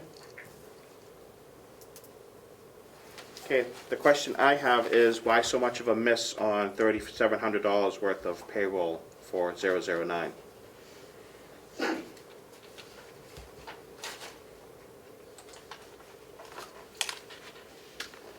Anyone? Yes. Anybody? I mean, I cannot document how the original payroll budget was established a year ago.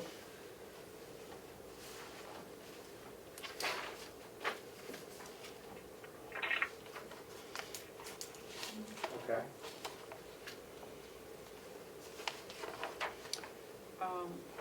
May I? I got all kinds of hands. Oh, No, sorry. Chairman McCarthy. Commissioner McCarthy.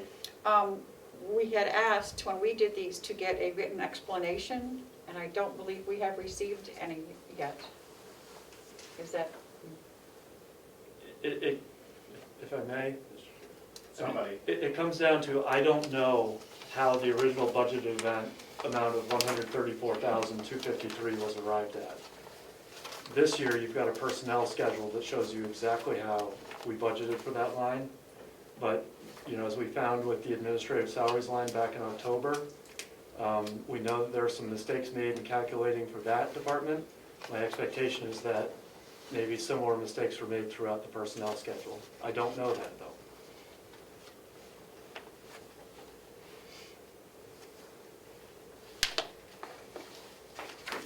In our DPW packet, there was a significant increase in salaries. Did those increases take place before the year end of 2020? Yes, Yes. yes, that's the answer. Thank you. So we've handed out increases without adjusting the,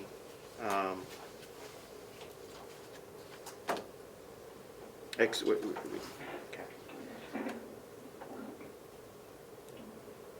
There was adjustments to payroll before there was any adjustments to the salary lines to make sure that there was enough room in those to make the adjustments. Is that what I'm hearing? So we went ahead and handed out raises before there was enough money put in the accounts. I don't believe that's true, but I couldn't give you an explanation at this minute. There was a salary adjustment made to one person in December, I believe. Right, in December. I don't believe that would explain this whole amount, but there was an adjustment that was made very late in the year by the previous Board of Commissioners.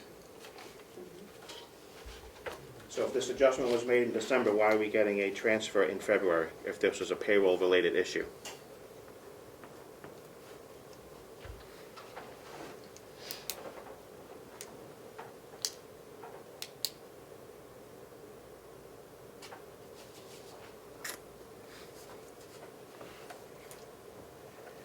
I think at the time, they didn't know how much money was actually in the account, so until they balanced the books, they had no idea. That would be, on the surface, that would be correct, Representative Marsh. However, the problem I have is not verifying it and then coming back with a month and a half later with the transfer request. That's my rub, especially on a salary when we know exactly in January what that shortfall would have been.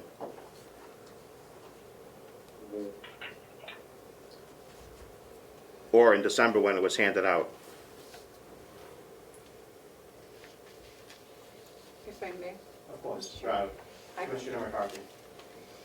I believe that, I'm not positive that this is due to that raise that was given in December, but I do, along with all, as you'll see with all the rest of these, is that Finance was under the impression that it was okay to wait until the very end to do them all together, and I think that's why you're just getting it now, if I'm correct. Is that correct, Fergus? That you wanted to do all of them together at the end? Yes, and I believe I've said on a number of occasions in public settings that we couldn't be quite sure what the final numbers would be on most of the payroll-related lines, and instead of making one adjustment in mid-December and then having to revisit the exact same line later, that my advice was that we wait until we had closed out 2020. I believe that not by a vote, but by tacit agreement, that was decided as the right course of action.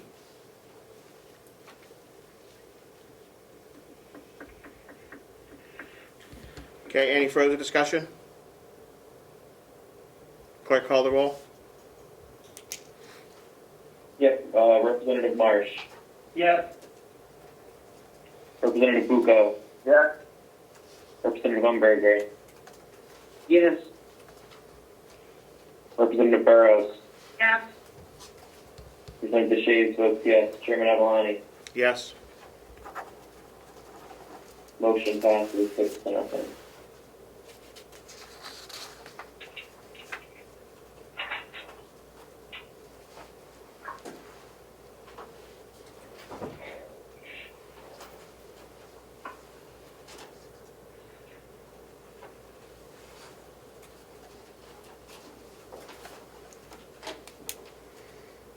Uh, 2020-37.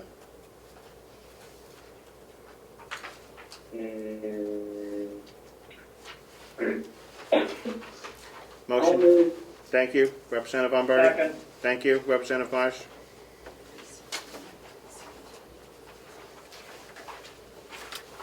Question? Representative Burrows. Thanks. Could you explain what the admin salary differential is there on the 25,000? This one. I'm actually looking forward to hearing the explanation on this one. We don't even have it. Let me see. This is It's 37. Right. Out of order. For clarification, it's Okay. 37. Got it. Okay, You guys did that after. gotcha. Would the commissioners like to respond, or do you want me to respond? You? All right. Mr. Chairman, may I? Of course, please. All right, and Commissioner Tesari very helpfully brought extra attention to this. The commissioners held this not once but twice while more information was gathered on why 6100007 admin salaries was some $24,000 over budget. Most of that explanation is because we had a change in superintendent, and when the superintendent departed late summer, there were some paid time off benefits that went to that individual, which of course had not been budgeted. Secondarily, we don't know exactly how the original starting point was arrived at, so that is a contributing factor to it.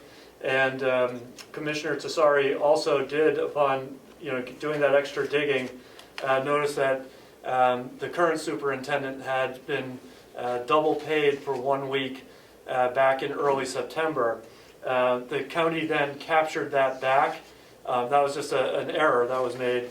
And then his pay was then debited over the course of, I think it was 4 or 6 more pay periods or weeks after that to balance out the account. So there's, so the upshot is the extra attention was definitely warranted for this line, but the cost overrun is mostly attributable to the paid time off benefits, to the departure of the former superintendent, combined with we can't be certain exactly whether this line was under budgeted to begin with. Thank you. If I might, Representative Umberger, please. yeah, are you so short of people at the jail that you could come up with the $68,000 without a problem?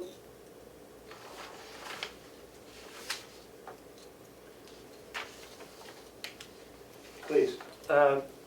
What I tried to do is propose transfers, first of all, within departments whenever we could, and secondly, if it was affecting a payroll line, to do it from another payroll line, given that that would have a cascading effect on retirement, Social Security, and Medicare. So they did have that excess in the 007, which is mostly your warden's line, if you will. So they were able to fund it through that. Getting to my previous point, just looking at that overage as a percentage, it looks like it looks like they were about 5% over on that. I believe most of that is due to vacancies and turnover, which is, an issue at the jail.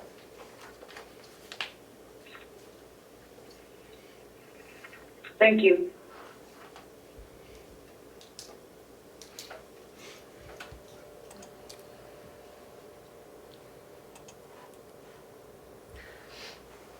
When did any further questions from people on Zoom? Thank you. What was the date that the former superintendent left? September. Received his last paycheck, if I may, on 9/11 of 2020.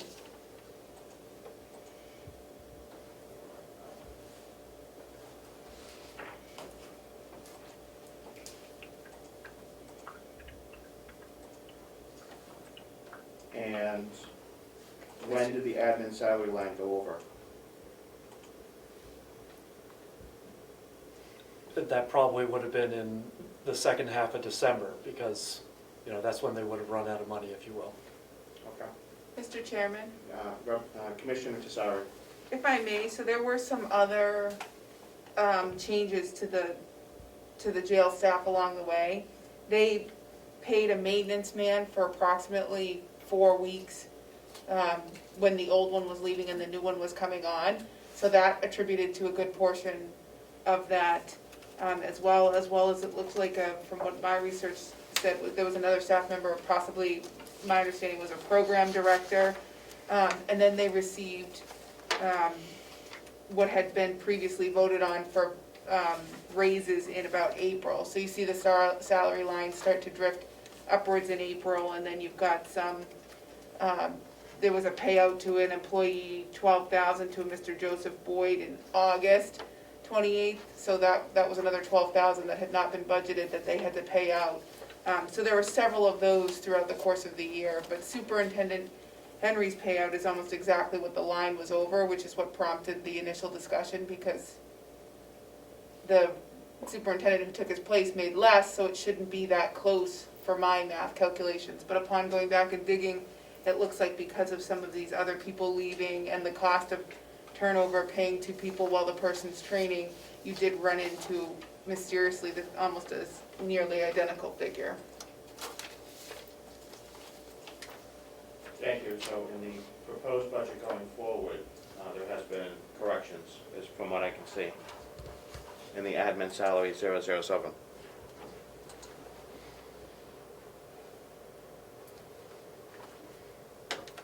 Thank you, and thank you for looking into that. Could we get just a tiny bit more information on the double payments and who and how that was handled? Yeah, sure. So, with the promotion of our new superintendent, he received a raise. And his promotion took effect in the middle of a 2-week pay period. By error, that was credited initially to the beginning of the 2-week pay period. So for 1 week, he was paid at his new salary when he should have been paid at his old salary. So to balance, that was caught within, a week or two. I believe, in fact, it was the superintendent who pointed out that his check was bigger than he was expecting. And so his next several checks were debited by a certain amount to even it out. So if you look at a payroll detail, you'll see several rates of change in his pay over the fall until we'd settled that out, which happened, I think, by the end of November. So it's been resolved moving forward. Thank you, and I'm going to assume that you have a payment plan that was signed by the employee to repay that money, if you were taking it out of his check? I do not know the answer to that one way or the other. Thank you. Any further questions? Clerk, call the roll. Yes, if I could. Oh, Representative Umberger, Excuse, please. yeah, excuse me. I'm not exactly sure. Somebody said they'd hired a person and then they kept the other person on. And so they were paying two people for the same job. And I thought they mentioned one was a maintenance man. I guess I'm just trying to figure out if a person, when the jail brings the people on in relationship to when they leave. Am I correct in what I heard? You are, and Commissioner McCarthy has her hand up to answer your question. It was Thank you. a gentleman that had been here for years and years, and he retired, and because he was also working in some of the other buildings with maintenance, they asked to have the new person, so he got familiar with all the buildings and everything that had to be maintained. So the short answer, the short answer, Representative Umberger, is he was training his replacement for that amount of time. Okay. Is that a one-time deal, or is that something that goes on all the time? No, as far as with my knowledge, this is the first time, and it was just a special instance where there were so many other things that needed to be, he had to be trained for. Okay. That's fine. Thank you. Thank you. Commissioner Tesari?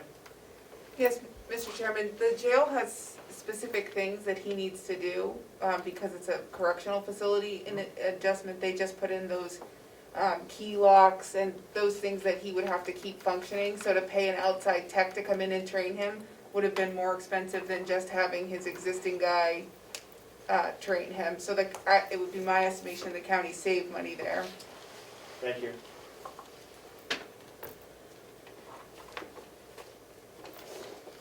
Any further discussion? Clerk call the roll. Yep. Representative Marsh. Yes. Representative Bucco. Yes. Representative Umberger. Yes. Representative Barrows. Yes. Representative DeShades votes yes.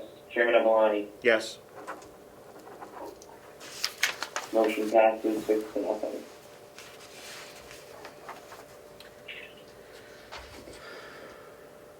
2020-38 from Mr. from IT. Motion to accept. So moved. Thank you, Representative Marsh. Second. Thank you, Representative Burrows. Any discussion?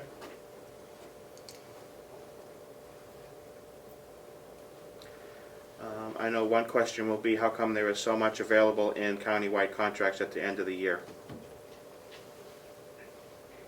And I know who would ask that question, so I'm asking it ahead of time.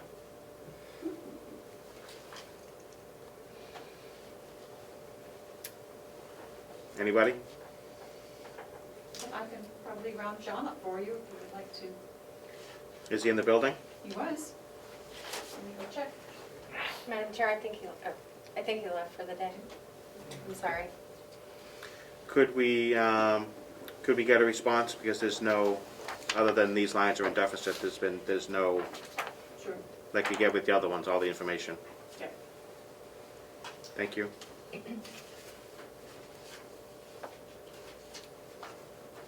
I don't see a need to hold it up. I would just think that there will be several questions, and if we get the information ahead of time, it will save some time. Any further discussion? Clerk, call the roll. Representative Marsh. Yes. Representative Bucco. Yes. Representative Umberger. Yes. Representative Burrows.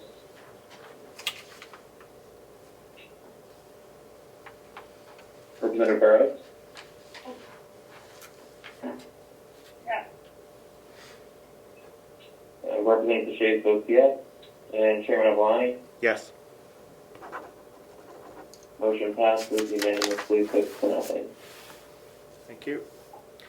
2020-39 is informational only. And we will take it as that, for interest.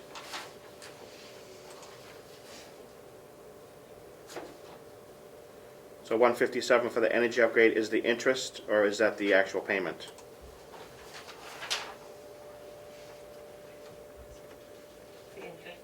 Thank you. And I'm just signing these to make sure that they're reviewed. 2020-40, we start the nursing home ones, looks like. And the one I was... Yes, that was the line we discussed in doing their budget today, that the amount that went in excess of the amount budgeted, it's the MQIP bed tax. Correct, so that's your motion to accept, Representative Marsh? Yes. Thank you. Second?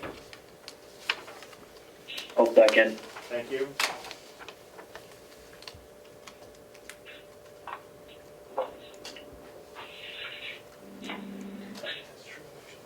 Did we move some of these lines out of nursing home for 21?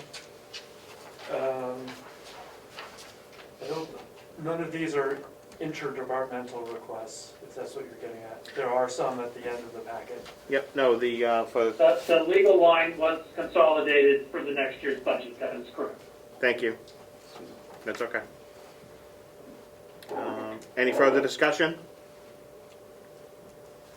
Clerk, call the roll.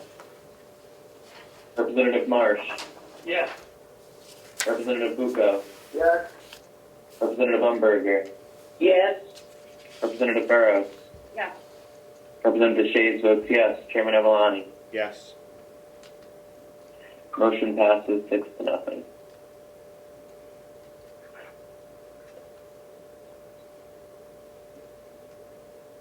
Thank you. The next one is informational, 2020-41. Any questions?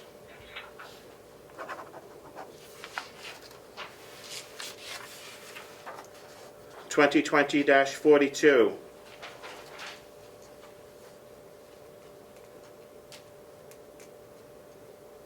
If I'll make the motion that we accept these changes. Thank you. Do we have a second? I'll second the motion. Thank you. I would note that we adjusted the line items in the next year's budget where it was anticipated that these things might happen again to align with actuals. Thank you.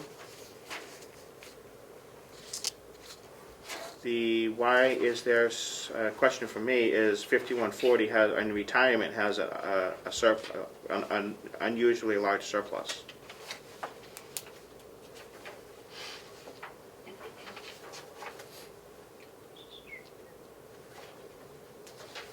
I think I can address that at least partially. Please.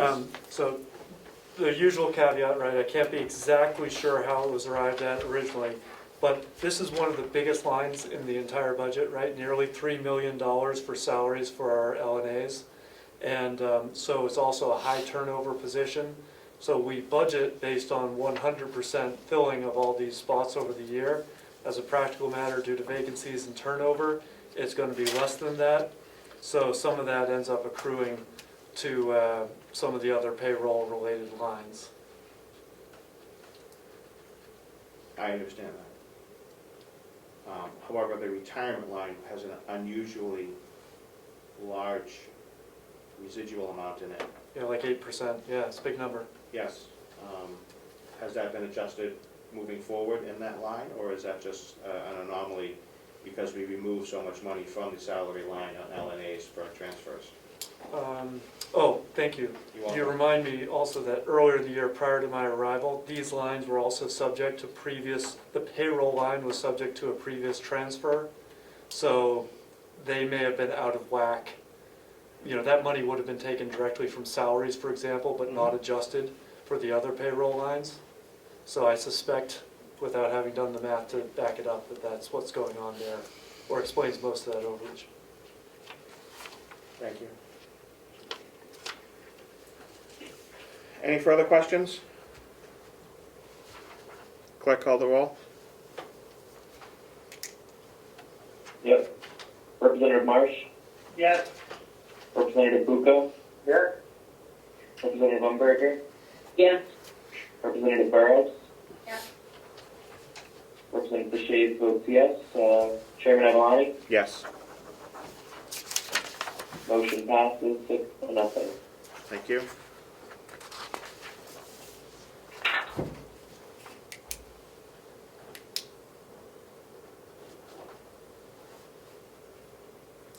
Uh, 2020-43 is informational. 5150 account, same issue that I have there is it looks like it's 5% left over.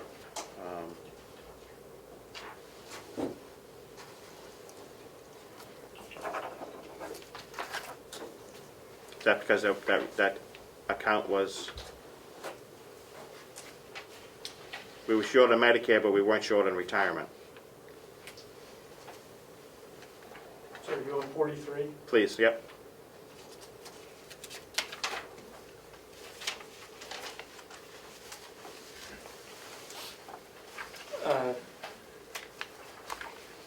I can't speak to that. Thank you.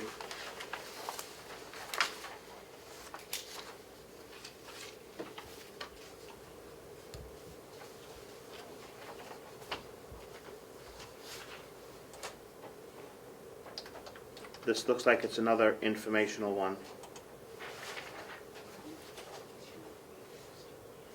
Except it's handwritten.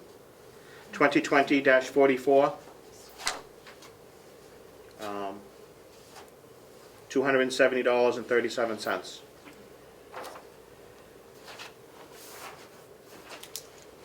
Again, any questions? Question I have is, again, we're short on Social Security and Medicare, but not on retirement. Kind of hard. Somebody have a question? Mr. Chairman, are you talking about request 2020-44? Correct.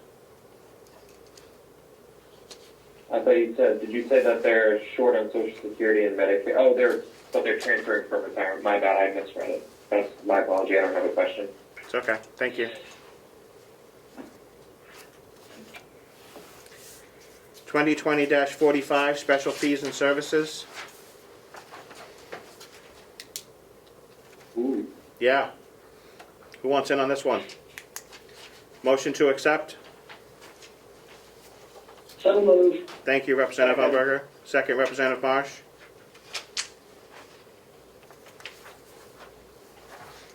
Who wants to handle this one?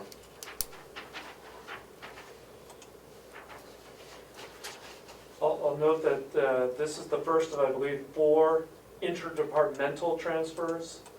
The source of funds for all 4 of these all come from facilities and specifically from energy. So they come from propane, wood pellets, electricity, and I think that's it. So I want to note that there were very large savings in that area. So just to keep everything, to make it easier to follow the money, that's where the transfers were taken from. These lines, again, the medical insurance, this is our health insurance for county employees. This is the largest line item in the entire budget at nearly $3 million. We don't get final numbers until after the budget has been adopted. We've already asked you to readjust the number for next year, for 2021, based on a not to exceed rate from the Intergovernmental Trust. So I can't be certain how that number, and we won't know. Open enrollment isn't until June each year, so you can't actually know with any precision when you're budgeting, what the uptake is going to be. How many people are going to ask for coverage, how many dependents they're going to have. You're guessing to some extent.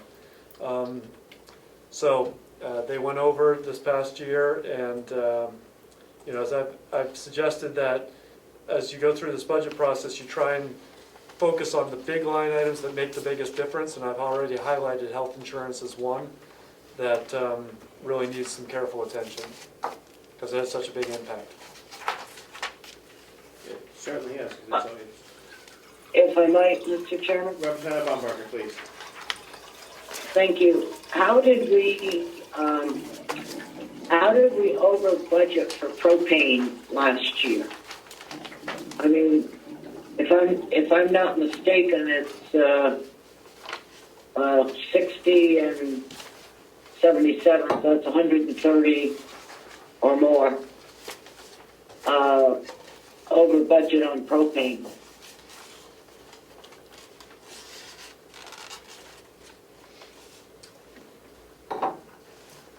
My guess, Representative Umberger, is when we went through the process that the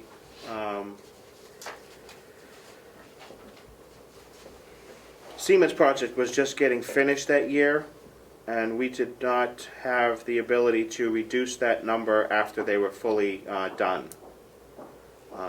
I think that way they could see the savings from past years to this year or to last year. Would be I think that was the rationale behind why we didn't reduce that number, was to see what the savings was. And as you can see, it looks considerable. I also wondered, did we budget propane at a certain number and it came in at a lower number? That's always possible. But I wouldn't know that. Commissioner McCarthy might know that. Did you guys sign a new propane contract last year? No, not that I know of. I know it appears that this is not our normal way of doing transfers. We always normally get a written cover letter from each department on why and the explanation. But we don't have any on any of these, so, which we will remedy in the future. Sure, we'll go back to getting them.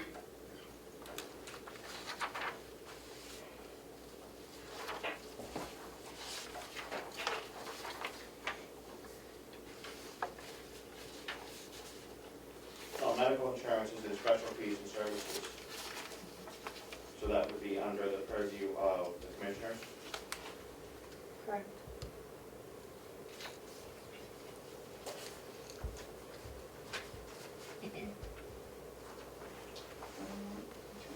Number 45. Be under 4102?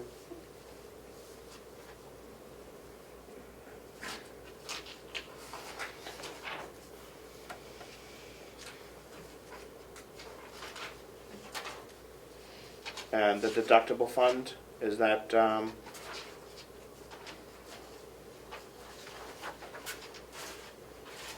we have more people taking medical insurance? Is that why the deductible fund was also over?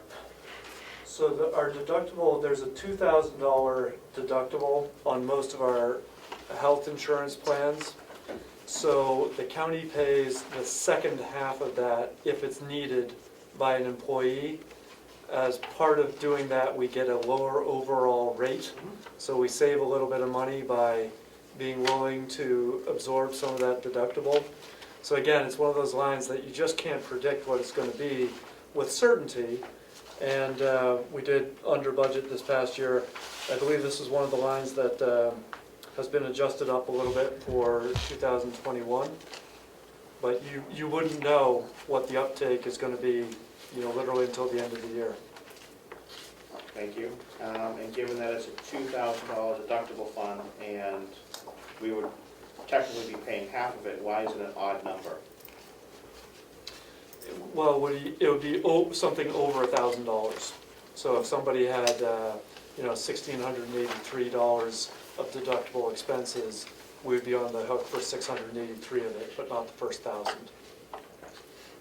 Thank you. Yep. Any further questions?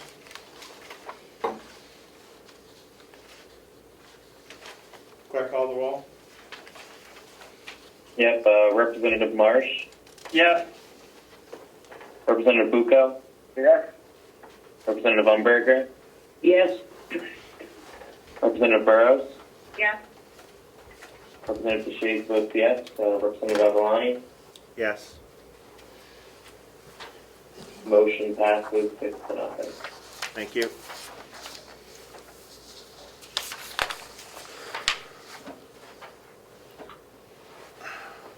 (2020-46).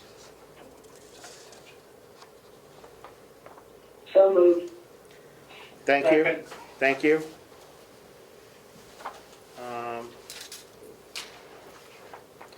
We have an interdepartmental, so it's coming from, looks like the annex to, where's it going to? Admin building? 4170?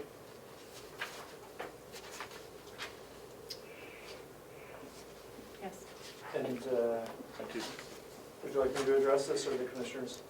Somebody should, because it's over, especially salary again. So mid-year, the previous Board of Commissioners granted a raise to the one individual within this department, in part recognizing that this person was utilized much more due to COVID in the spring. So a raise was granted, but it was not funded at the time. And so here we are at the end of the year. Thank you. Any questions? I do. Seeing as it was an increase in salary due to COVID, was this put through under any of the CARES grants or anything following up those? It was not eligible. He was not Part of, I believe, the rationale for the decision was this person was not eligible for any of the stipends that were granted to other COVID-related frontline workers in the spring. So part of this was an adjustment for that fact. I was not here at the time. The commission is, of course, turned over from then, but my understanding is that was the thinking at the time. However, it was not funded. Thank you. Any further discussion? Just one question. Representative Umberger, please. So, yes, so is this a permanent raise or is this just until the COVID things slow down? I believe it was a permanent one. Thank you.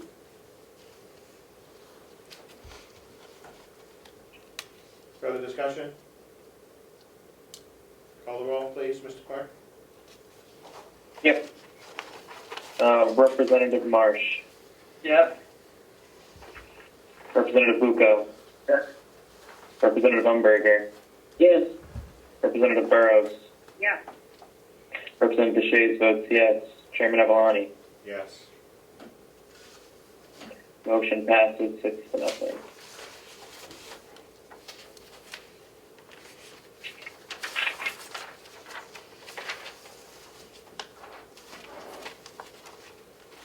(2020-47).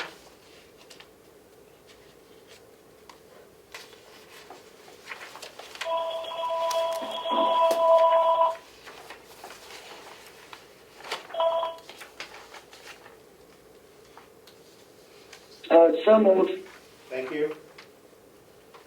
Do you have a second? Second. Thank you, Representative Burrows.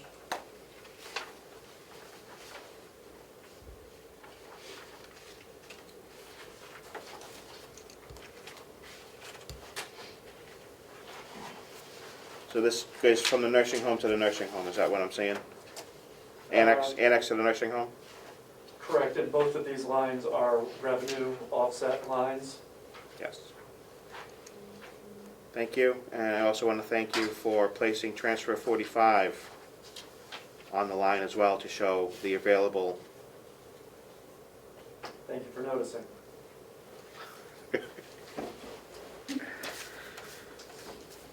Any further discussion? Clerk, call the roll. Yes. Representative Marsh.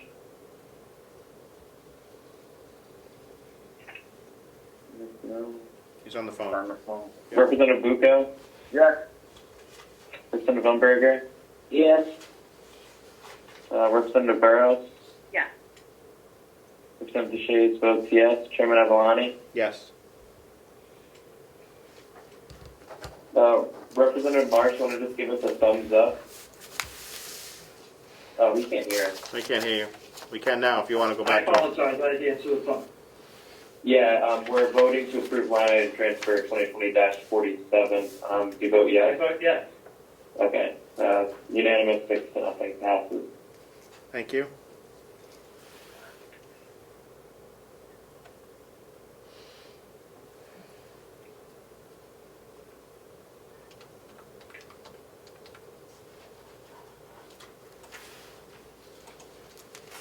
Motion to 2020-48. I'll move. Thank you, Representative I'll Umberger. second. I will second. Thank you. Yeah, when we made the nursing home budget last year, they basically planned on skills going away altogether. And it did, which is a good thing because we make money off of skilled care and the people in there need to have these various services. All these lines are now being funded at the end of the year. We did make line item transfers. What we did is we reduced the paired lines so that these lines would be adequately funded for the budget going forward when we did the nursing home budget. Thank you.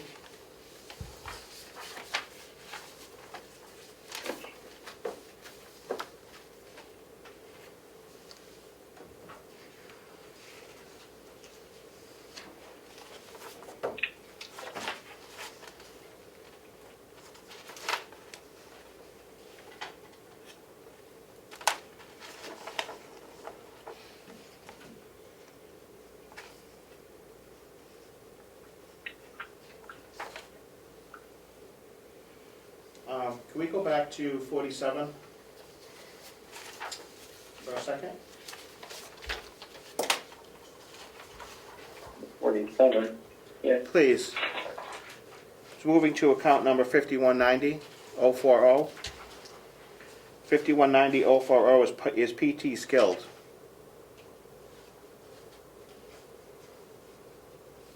Not speech skilled, along with 41, which is PT Part B, instead of speech. So I don't know, is that a mistake on?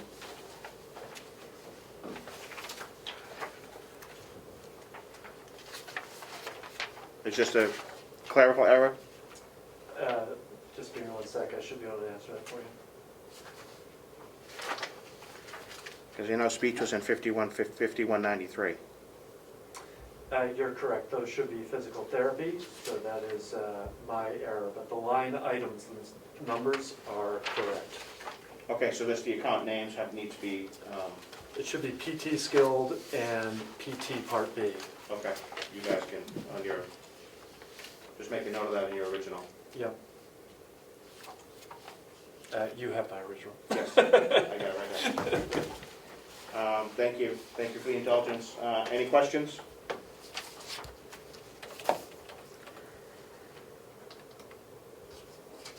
Clerk, call the roll. This is to approve line item transfer 2020-48. Correct. You got it. Representative Marsh. Yes. Representative Bucco. Yes. Representative Umberger. Yes, yes, Representative Burrows.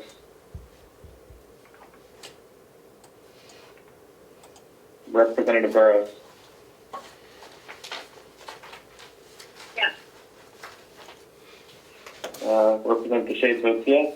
Chairman Avalani. Yes. Motion passes 6-0. Thank you. Any further transfers? 2020-48 was the end of 2020 transfers.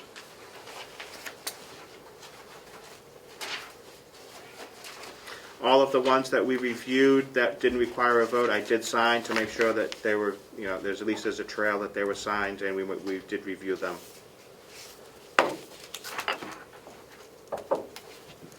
Anything else to come before the executive committee?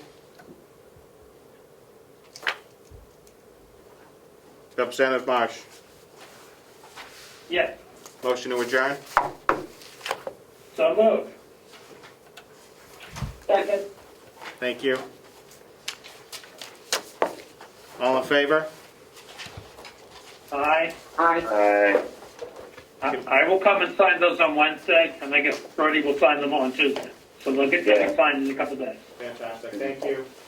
We are adjourned. Thank you, everyone, for coming in on a Monday. 4:19 p.m. Have a good day. Goodbye. Thank you, Ed, for being here too, buddy. Wouldn't miss it. So, earlier he had said, the chairman said for them to get